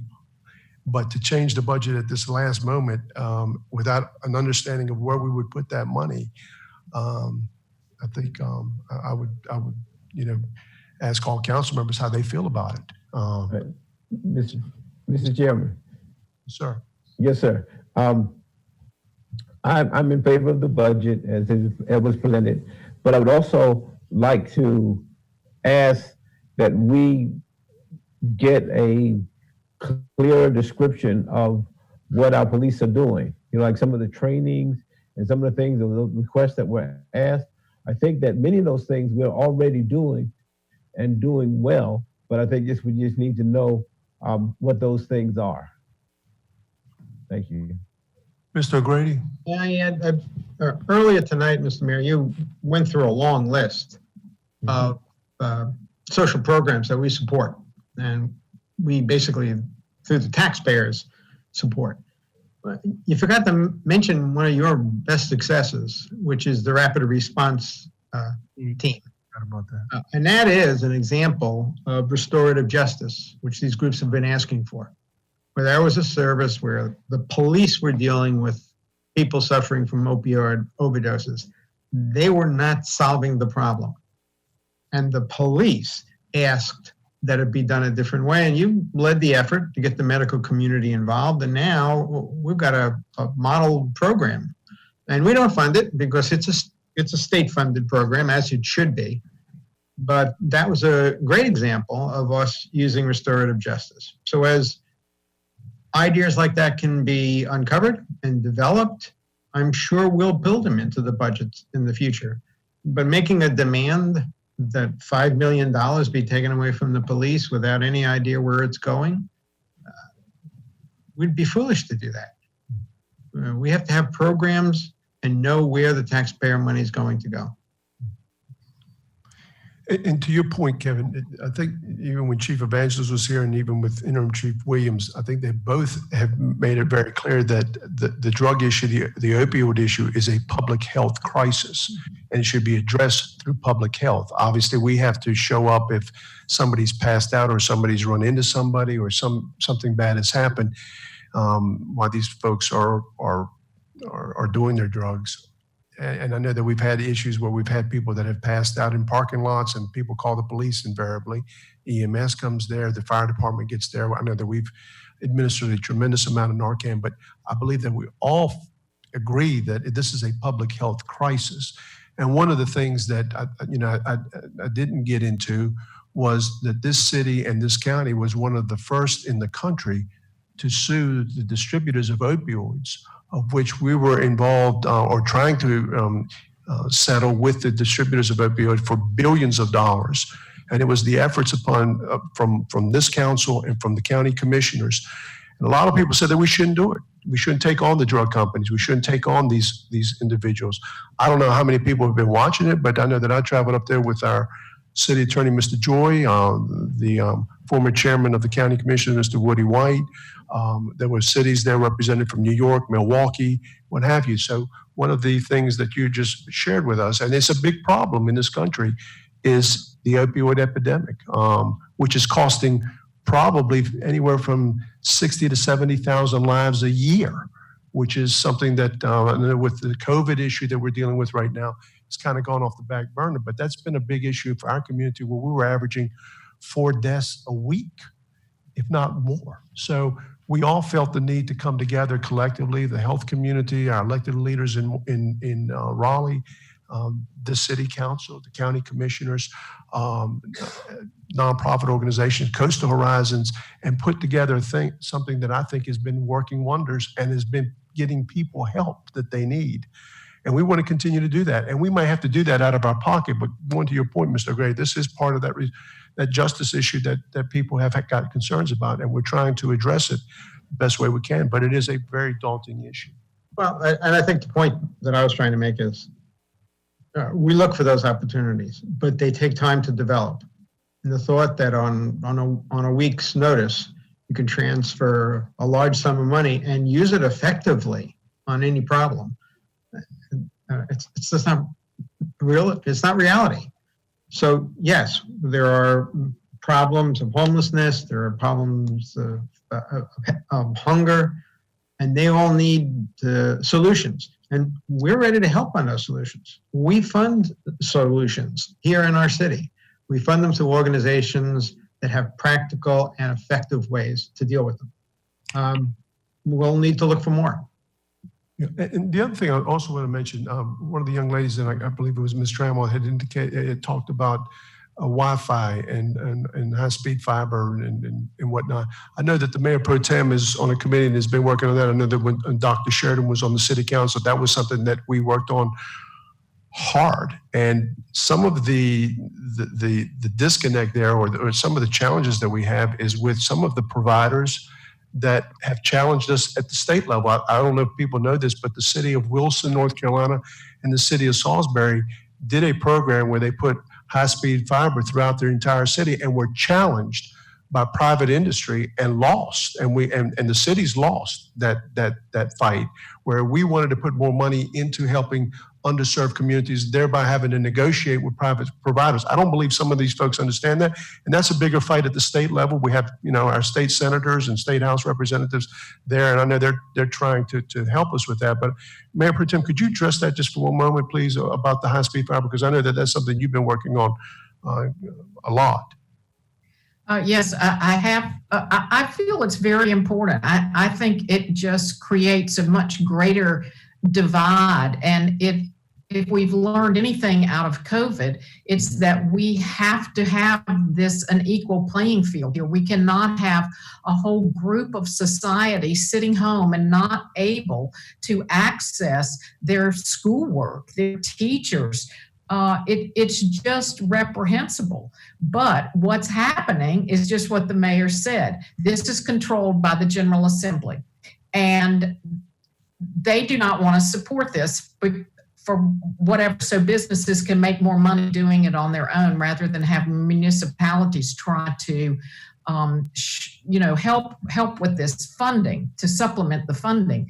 But there is a bill in the General Assembly, I believe it's HB 431 or something close to that, and it's called Fiber NC. And so if you see any of you or your state representatives, or you can email them or call them or whatever, try to support that bill, because that is the way we're going to overcome this inequity of not having everybody on the same playing field. And it's so important for the next generation and generations to come after that. But it's really it's a divide between private business and public service. And we really should, I hope we'll work on that, and I hope it will change in the future. Kevin, did you have something to say? I'm sorry, go ahead. I think we've heard a lot of important things. You all have given a lot of important insight. I think the issue is point of view, where everybody is with their point of view, what you can see done, what we see done, what people hear being done, and what people see being done. I know oftentimes, well, not oftentimes, sometimes we disagree while we're up here, but this is a very hard job. And I can't say how much thought everybody puts into it, but I've racked my brain for the past week and a half as it's related to this budget item about the police, police budget. I even called Miss Penny yesterday and asked Miss Penny, did I miss something? Because I knew we voted on the budget already. And so it's just been so much talk about it. And the thing is, I talk about point of view, it's about the community needs some objectives. Kevin said it. You can't come 1 week before the second reading of us accepting the budget can ask for $5 million with nowhere to put it. And I don't think we should contrast the police budget with community. If we want more things for our community, then we need to ask for those things. But funding our police is still important for the safety of the citizens. Even the citizens right now who are protesting, even the citizens right now who cannot see that Wilmington is not as bad as what we see in other places. Again, I've said it a million times, it seems like. Do we have issues? Yes, we do. And I remember being right where you are. And I want to stay as close to the people that are protesting as possible. But I also want to stay pretty close to my colleagues. And whether we agree or disagree, I do believe that the job that we're doing here is much harder than what people get to see. And it's one bad decision and who knows what happens. But I don't want people to come in and slight the work that's being done by staff, by council, or by other community members, because now you've been awakened to an issue that's been going on for a while. So I just want to say, I think it's a point of view thing. And we need to work on that. We need to work on things that are transpiring in Wilmington to make Wilmington a better place, to make Wilmington one of the better places in this nation. So I just wanted to add that. Thank you, Mr. Mayor. Yes, sir, Mr. Rabb. One of the silver linings that'll come out of this entire thing going on, and I hate to refer to it in such a cavalier way, but these folks that are out there that spoke tonight, one thing that's going to come from it, they're not going to wait till 1 week before the budget next year. They'll be involved, and that's a good thing. That's a great thing. We start putting this. I thought our first meeting was in November. Seems like we just get into the fiscal year and we're already doing the budget for the following year, and it's not pretty. I mean, it's back and forth, and you guys work, as hard as you can putting it together, and then we change it, and other stuff comes up. But they will be informed, and there is a lot more transparency. And I don't mean this against what any of them said, because I respect their thoughts and their views, but there's a great deal more transparency in what we do than what I think they think. I agree. When people call me, I talk to everybody. I return all my calls. I answer questions, things that we cover in closed sessions. And for the very reason we're in closed session, you can't. But they can, everything that we do is public record. Pick up the phone and call Laura Mattel. It's out there. So, but they will be more informed next year and be involved, and that's a good thing. Okay. Anybody else? Okay. Thank you, Ms. Mortel. Okay. In respect to item 01A, what are the wishes of council? Mr. Chair, I offer a motion that we approve the item is presented. Okay. I second it. Mr. Rivenbark. Okay. Mayor Pro Tem, how do you vote? Aye. Mr. Rivenbark? Aye. Mr. O'Grady? Aye. Barnett? Aye. Spears? And then chair's aye. That item is approved. That brings us to item 01B, to the ordinance making appropriations of the grant projects, financial plans, enterprise funds, debit service fund, and special tax district for the fiscal year beginning July 1, 2020. This is also being heard on the second reading. Mr. Cheatham, I'd like to recognize you at this time. Again, Mr. Mayor, as you pointed out, this item was approved on first reading at your last meeting. We don't have a presentation for you tonight, but are available to respond to any questions you might have. Okay, very good. All right, are there any further questions from council? Okay, what are the wishes of council in respect to item 01B? Mr. Mayor? Yes. Forgive me it's probably going to be a silly question. In the fee schedule, in the enterprise funds, is that in the enterprise fund about the $7,500 for a rate study at Municipal Golf Course? Is that part of that? No, the rate study is in FY20. Okay, so thank it's you. currently budgeted now. Just kidding. Okay. Very good. Okay, what are the wishes of council in regard to 01B? We have a motion. Approve as presented. We have the motion by Mr. Spears, second by Mrs. Haynes. Okay. Mayor Pro Tem, how do you vote? Aye. Ravenbart? Aye. Mr. O'Grady? Aye. Barnett? Aye. Spears? Aye. And then the chair's aye. Item is approved. Okay, that brings us to our next item of business, which is item 01C, which is an ordinance making appropriations to the capital projects funds for the fiscal year beginning July 1, 2020. This is also being heard on the second reading. Mr. Cheatham? Mr. Mayor, this also is an element of the annual budget process, was approved by you on first reading at your last meeting.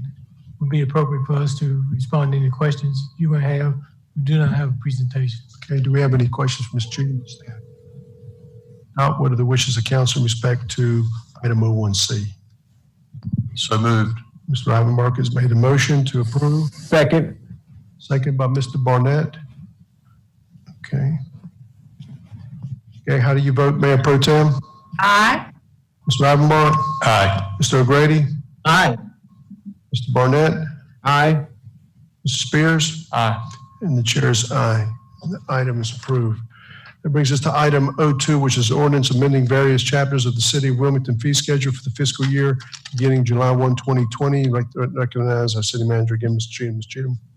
Mr. Mayor, these adjustments to the fee schedule are to align them with recommendations in the recommended budget. We would ask your consideration for approval. We do not have a presentation for you tonight, but certainly be happy to respond to any questions. Okay. Any questions for Mr. Cheatham or the staff? If not, what are the wishes of council in respect to the item? Our promotion, we move on the item. Okay, Mr. Second. Barnett. Was that you, Mr. Ravenbart? Yes, sir, it was. Okay. Second by Mr. Ravenbart. How do you vote, Mayor Pro Tem? Aye. How do you vote, Mr. Ravenbart? Aye. Mr. O'Grady? Aye. Mr. Barnett? Aye. Mr. Spears? Aye. And the chair's aye. Okay. That brings us to our next item of business, which is item 03, which is an ordinance amending the official zoning map of the city to modify an existing MFMCD multifamily residential medium density conditional district and rezone property containing 3.44 acres of land located at 615, 617, 619, 621, and 623 South Carr Avenue from R10 Residential District to MFMCD Multifamily Residential Medium Density Conditional District for two additional 3-story, 12-unit structures for a total of 48 residential units. This is also being heard on a second reading. At this time, I'd like to recognize the city manager, Ms. Cheatham. Ms. Cheatham.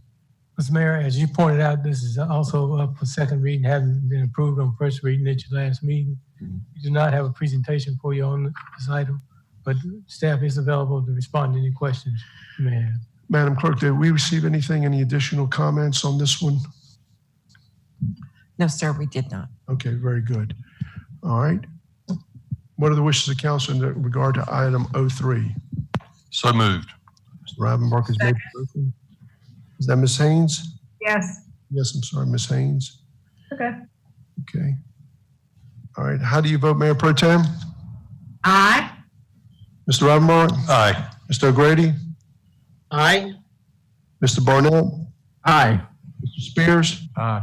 Okay, and then the chair's aye right here. Okay, that brings us to item 04, which is an ordinance amending the official zoning maps of the city to rezone property located at 121 52nd Street from R10 Residential District to R5 Residential District. This is also being heard on a second reading. Mr. Cheatham? Mr. Mayor, no presentation on this item. I'm happy to respond to questions you may have. Madam Clerk, do we have any comments or anything? None at all? Okay, thank you very much. What are the wishes of council in respect to item 04? Offer motion that we receive the item. Okay. Motion by Mr. Barnett. Second. Second by Mr. Ravenbart. Okay. How do you vote, Mayor Pro Tem? Aye. Mr. Ravenbart? Aye. Mr. O'Grady? Aye. Mr. Barnett? Aye. Mr. Spears? Aye. And then the chair's aye. Okay. That brings us to our next item of business. which is item 05, which is an ordinance to accept and appropriate federal coronavirus relief funds passed through New Hanover County in the amount of $332,146 to the Special Purpose Fund. This time, I'd like to call on our city manager, Mr. Cheatham. Mr. Cheatham.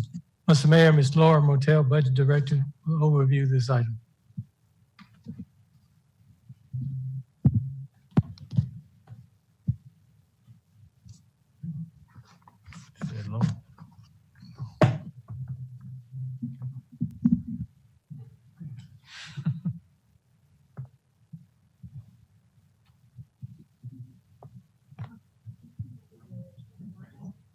Is this on? Okay, there it is. Before you tonight is for consideration is an ordinance appropriating $332,146 related to the federal coronavirus aid relief and economic security act that is being passed down through New Hanover County to us. The city applied for a portion of the funding that New Hanover County received related to the expenses that we expended regarding COVID-19. These funds will be placed in a project so we can actually use it for already expended COVID-19 expenses as well as future expenses. We have till December, I believe, to use this funding. And I will answer any questions if you have any. Just one, Mr. Mayor. Yes, sir, Mr. Rothberg. How is the county, I'm sure the other three beach towns received a portion. And how is the county, what are they spending this on? I don't know if I can't talk about exactly what the county is spending it on. I can tell you that the other towns, Carolina Beach got about $20,000. Kerr Beach got about 30, Wrightsville Beach got about 18.5, and that leaves roughly 3.6 for New Hanover County to spend. And I know of that funding, they have some additional funds for cleaning and sanitation for COVID-19 that we may also be able to tap into. Cleaning and sanitation. Tony, you have? Thank you. County had many of the same expenses we did, except that you can order of magnitude, you may understand that those were probably significantly greater than ours. So they reimbursed themselves for some of their expenses, of course, associated with the health department. They also established a small business grant program that has been administered through the county, which is $1.2 million. So after they paid the local governments within the boundaries of the CARES Act, then they use the money to reimburse themselves, and then also set up that small business loan program. Thank you, sir. You're welcome. Okay. Are there any other questions? Are there any other questions, Ms. Martell? Okay. All right. Thank you. Okay. What are the wishes of council in respect to item 05? So moved. Second. Mr. Rivenbark is seconding that. Okay. Mayor Pro Tem, how do you vote? Aye. Mr. Rivenbark? Aye. Mr. O'Grady? Aye. Mr. Barnett? Aye. Mr. Spears? Aye. And then the chair is aye. That's approved on first reading. Is there a motion to waive second reading? This is business as usual, so we can do a second reading on these. How do you, do we have a I'll offer the motion to waive second reading. Mr. Barnett? Second. Second by Mr. Spears. Okay. Mayor Pro Tem, how do you vote? Aye. Mr. Rivenbark? Aye. Mr. O'Grady? Aye. Mr. Barnett? Aye. Spears? Aye. And then the chair's aye. That passes on first as well as second reading. That brings us to our next item, Benjamin, which is item 06, which is an ordinance extending expiration date of bonus leave time awarded to employees during Hurricane Florence. At this time, I'd like to recognize City Manager, Ms. Cheatham. Ms. Cheatham. Mr. Mayor, Mr. Al Ragland, City's HR Director, will overview this request.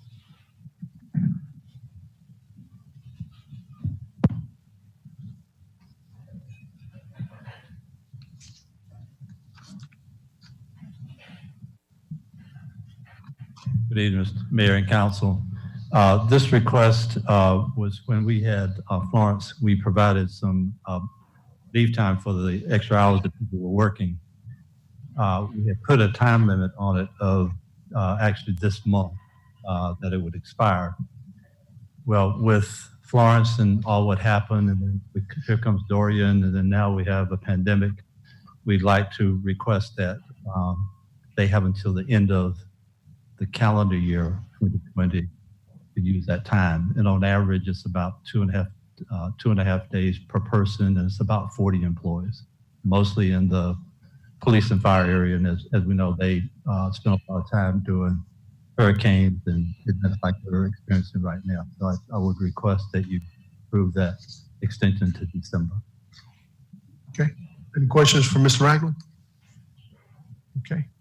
What are the wishes of council in respect to item 06? I move. We have a motion made by Mr. Spears. Second. Seconded by Mr. Barnett. Okay.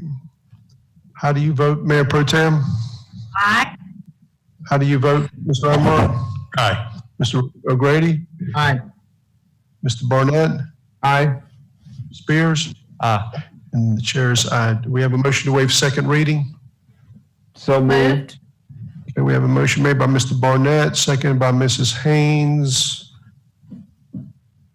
Okay. How do you vote, Mayor Pro Tem? Aye. Mr. Rivenbark? Aye. Mr. O'Grady? Aye. Mr. Barnett? Aye. Spears? Aye. And the chair is aye. That passes on first as well as second reading. That brings us to item 07A, which is a resolution approving an interlocal agreement between the City of Wilmington and the Cape Fear Public Utility Authority in the amount of $120,439 for the survey and design of the North Front Street Streetscapes project.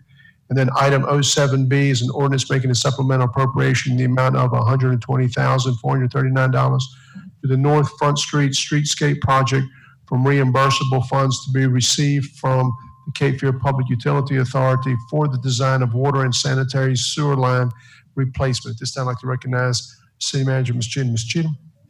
Ms. Mayor, did we ask you to also read into the record item OC? Yes, I'm sorry, Ms. The Cheatham. companion Yes. item. So, and the item 07C is a resolution authorizing the city manager to enter into task order number 5 of on-call contract S61116.5 with WSP USA Incorporated in the amount of $349,302 for professional engineering services associated with the North Front Street Streetscape project.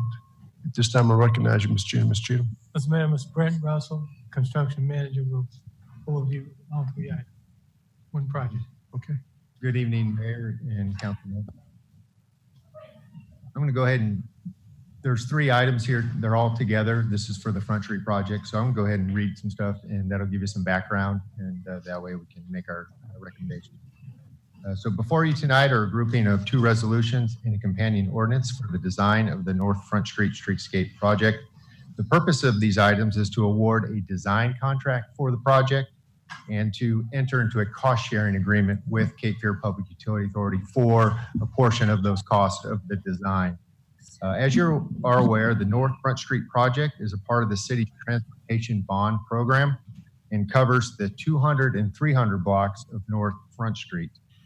And it goes from the north side of Chestnut through Grace and up through Walnut there at the corner of CFCC.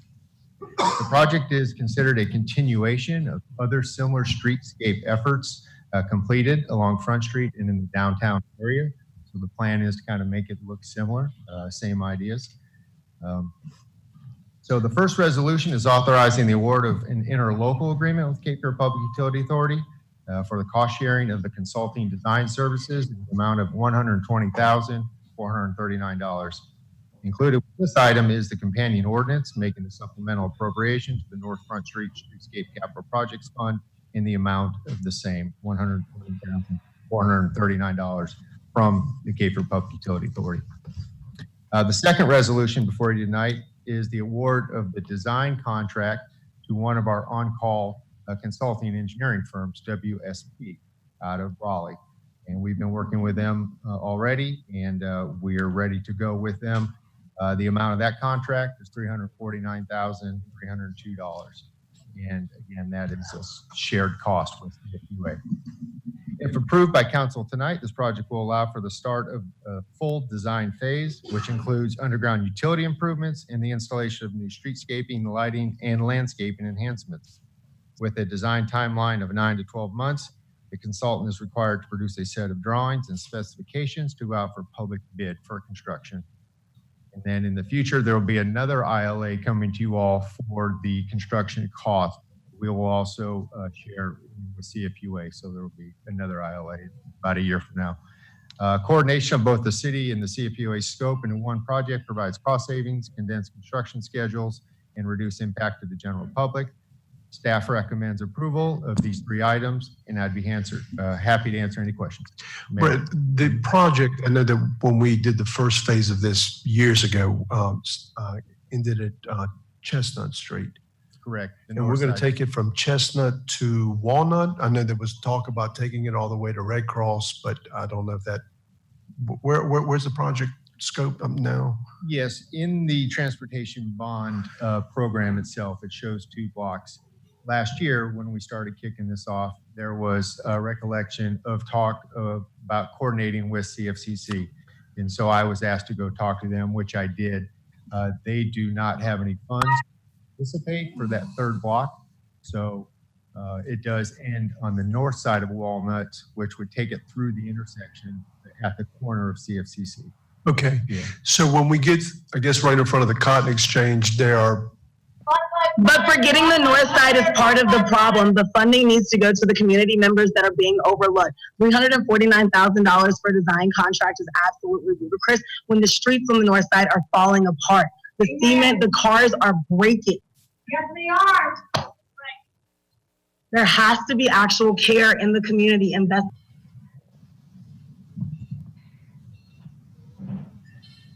Mirror what we've seen in the first 2 blocks with granite curbing, brick in the plaza areas, new sidewalks, new street trees, new lighting. Sure. So yeah, we've got a whole list of items that we've initially started to ask, different departments what they want out of it. And we did bring up the cobblestones that are on the street. And I had not heard from various departments what, intention there may be to keep those. But that question is still out there. Okay. They could be repurposed or. Okay. Anybody else? Okay. Well, I sort of hope we keep the cobblestones. If nothing else, they'll store them. We'll certainly need them in the future. Yep. Yep. To be determined. Mm-hmm. All right. Okay. Very good. Thank you. All right. What is the wishes of council with respect to the item 07A, the resolution? I'll move the item. Okay, Mr. O'Grady. Second. Has made the motion, second by Mr. Ravenbark. Mayor Pro Tem, how do you vote? Aye. Mr. Ravenbark? Aye. Mr. O'Grady? Aye. Barnett? Aye. Spears? Aye. And then the chair's aye. That motion carries with 1 vote here. Then we go to the item 07B, which is the ordinance making the supplemental appropriation in the amount of $120,439. What are the wishes of council with respect to that item? Move the item. Second. Second by Mr. Barnett. How do you vote, Mayor Pro Tem? Aye. Mr. Ravenbark? Aye. Mr. O'Grady? Aye. Barnett? Aye. Spears? Aye. And then the chair's aye. We have a motion to waive second reading. So moved. Okay, Mr. Barnett? Second. Second by Mr. Spears. Okay. How do you vote, Mayor Pro Tem, on the second reading? Aye. Mr. Ravenbark? Aye. Mr. O'Grady? Aye. Mr. Barnett? Aye. Spears? Aye. The chair's aye. The item passes unanimously on first as well as second reading. That brings us to item 07C, which is another resolution authorizing the city manager to enter into the task order number for on-call services for $349,302. What are the wishes of council in respect to the item? I move the. Mr. Ravenbark has made the motion. I'll second it. Second by Mr. Barnett. How do you vote, Mayor Pro Tem? Aye. Mr. Ravenbark? Aye. Mr. O'Grady? Aye. Mr. Barnett? Aye. Spears? Aye. And the chair's aye. The item passes unanimously. That brings us to our last item of business, which is item RP1, which is the council's appointments committee for boards, commissions, and committees. At this time, I'd like to recognize Mayor Pro Tem Margaret Haynes, who is the chairperson of that committee. Ms. Haynes? Thank you, Mr. Mayor. While I chair that committee, I'd like to also remind folks that Mr. Rivenbark and Mr. O'Grady also serve on that committee, and we want to always encourage people to apply to serve on boards and commissions, and you can find the list on the city website, and you can apply online. We just have 3 recommendations. Not everybody has internet and it's not accessible for us to apply online. Is there a place we can come in person and get an application? Can y'all please block that, please, for a second? Thank you. We will not be silent! In addition to being able to apply online, which many, many people do. Can't hear you, Mayor Pro Tem. There you go. Can you hear us? Ready? Yes, go ahead. Continue on. Okay, I was going to say, in addition to being able to apply online, which many people do, you can also go to the city clerk's office and get a paper application there.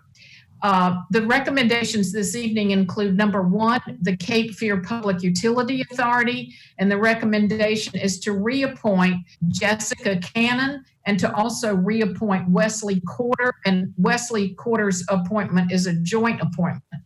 They would both expire June 30th, 2023. Secondly is the Hannah Block Historic USO Building and Community Arts Center, and the recommendation is to reappoint Jackie Booth for a term to expire June 19th, 2022. And the last one is the Loan Review Board, and the recommendation on that is to reappoint Mark Kennedy for the CPA spot, and that is a term to expire 5/15/2022. And with that, I'll make a motion asking for the council's approval. And Ms. Haynes made the motion. Do we have a second to that motion? Second. Second by Mr. Rivenbark. Okay. How do you vote, Mayor Pro Tem? Aye. Okay. Ms. Rivenbark? Aye. Mr. O'Grady? Aye. Mr. Barnett? Aye. Spears? Aye. And the chair's aye. This is approved. This concludes our regular agenda. Are there any items brought forward by our city manager, No, sir. our city clerk, city attorney? No, sir. Mr. Barnett? Yes, sir. Your campaign is not transparent. All of you guys are lying.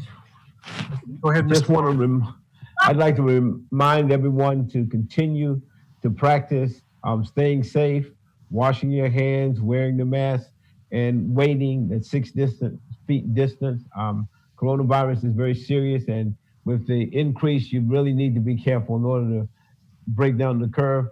Also want to remind people to fill out their census.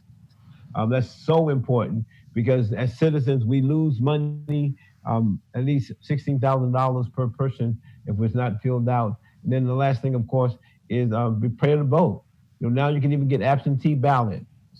Sign up for the absentee ballots now because November is going to come around soon.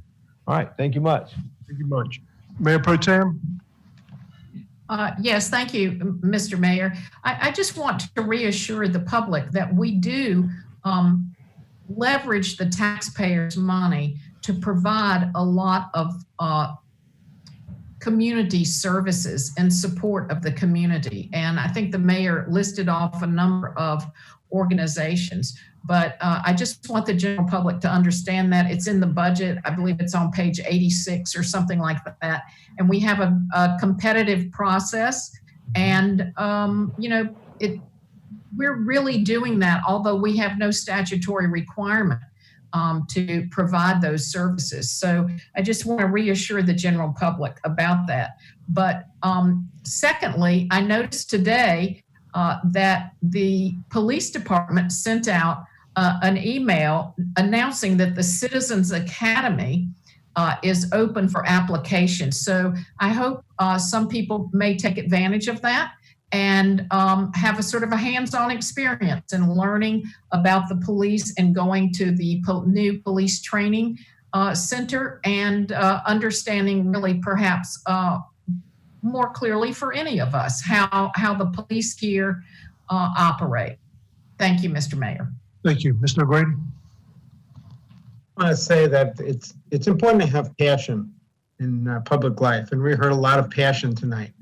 But a lot of public service is just grinding out the details, and that's what the council did tonight.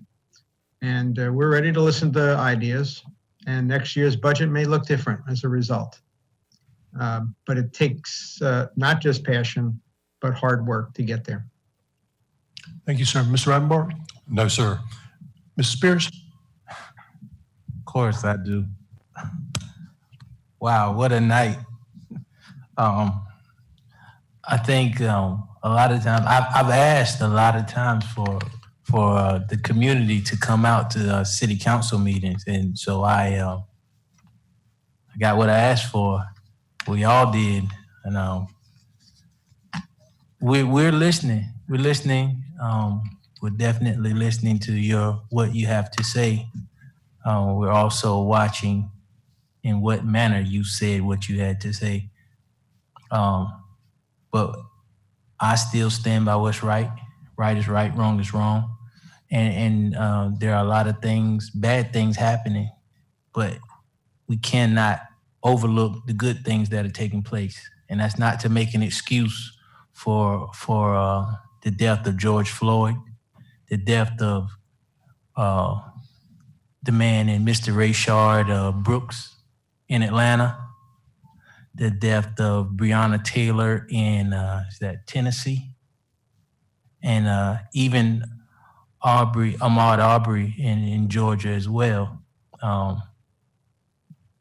These things that we're seeing transpire in 2020 is taking an effect on society as we know it. But this has been the life or the lives of some people for an extremely long time. And we're at the culmination of what's taking place. And so, do we justify all of the actions that we see taking place across the nation? No. Do we understand it? I understand it. I think a lot of people need to try their best to understand where we are in this nation, where we are in this city, where we are in this county, in this state. And I think we do need to move forward with something new. We do need to move forward with more transparency, but more so empathy. And again, it goes back to point of view, where you are, where I am. Everybody needs a leg up every now and again. And I think you don't get it by thumbing your nose up at the person who can help you. So I just, I love this place. I'm from here, and I just want to see us do better. Thank you. Thank you, Ms. Spears. With that, thank you for taking an interest in your government. We stand adjourned.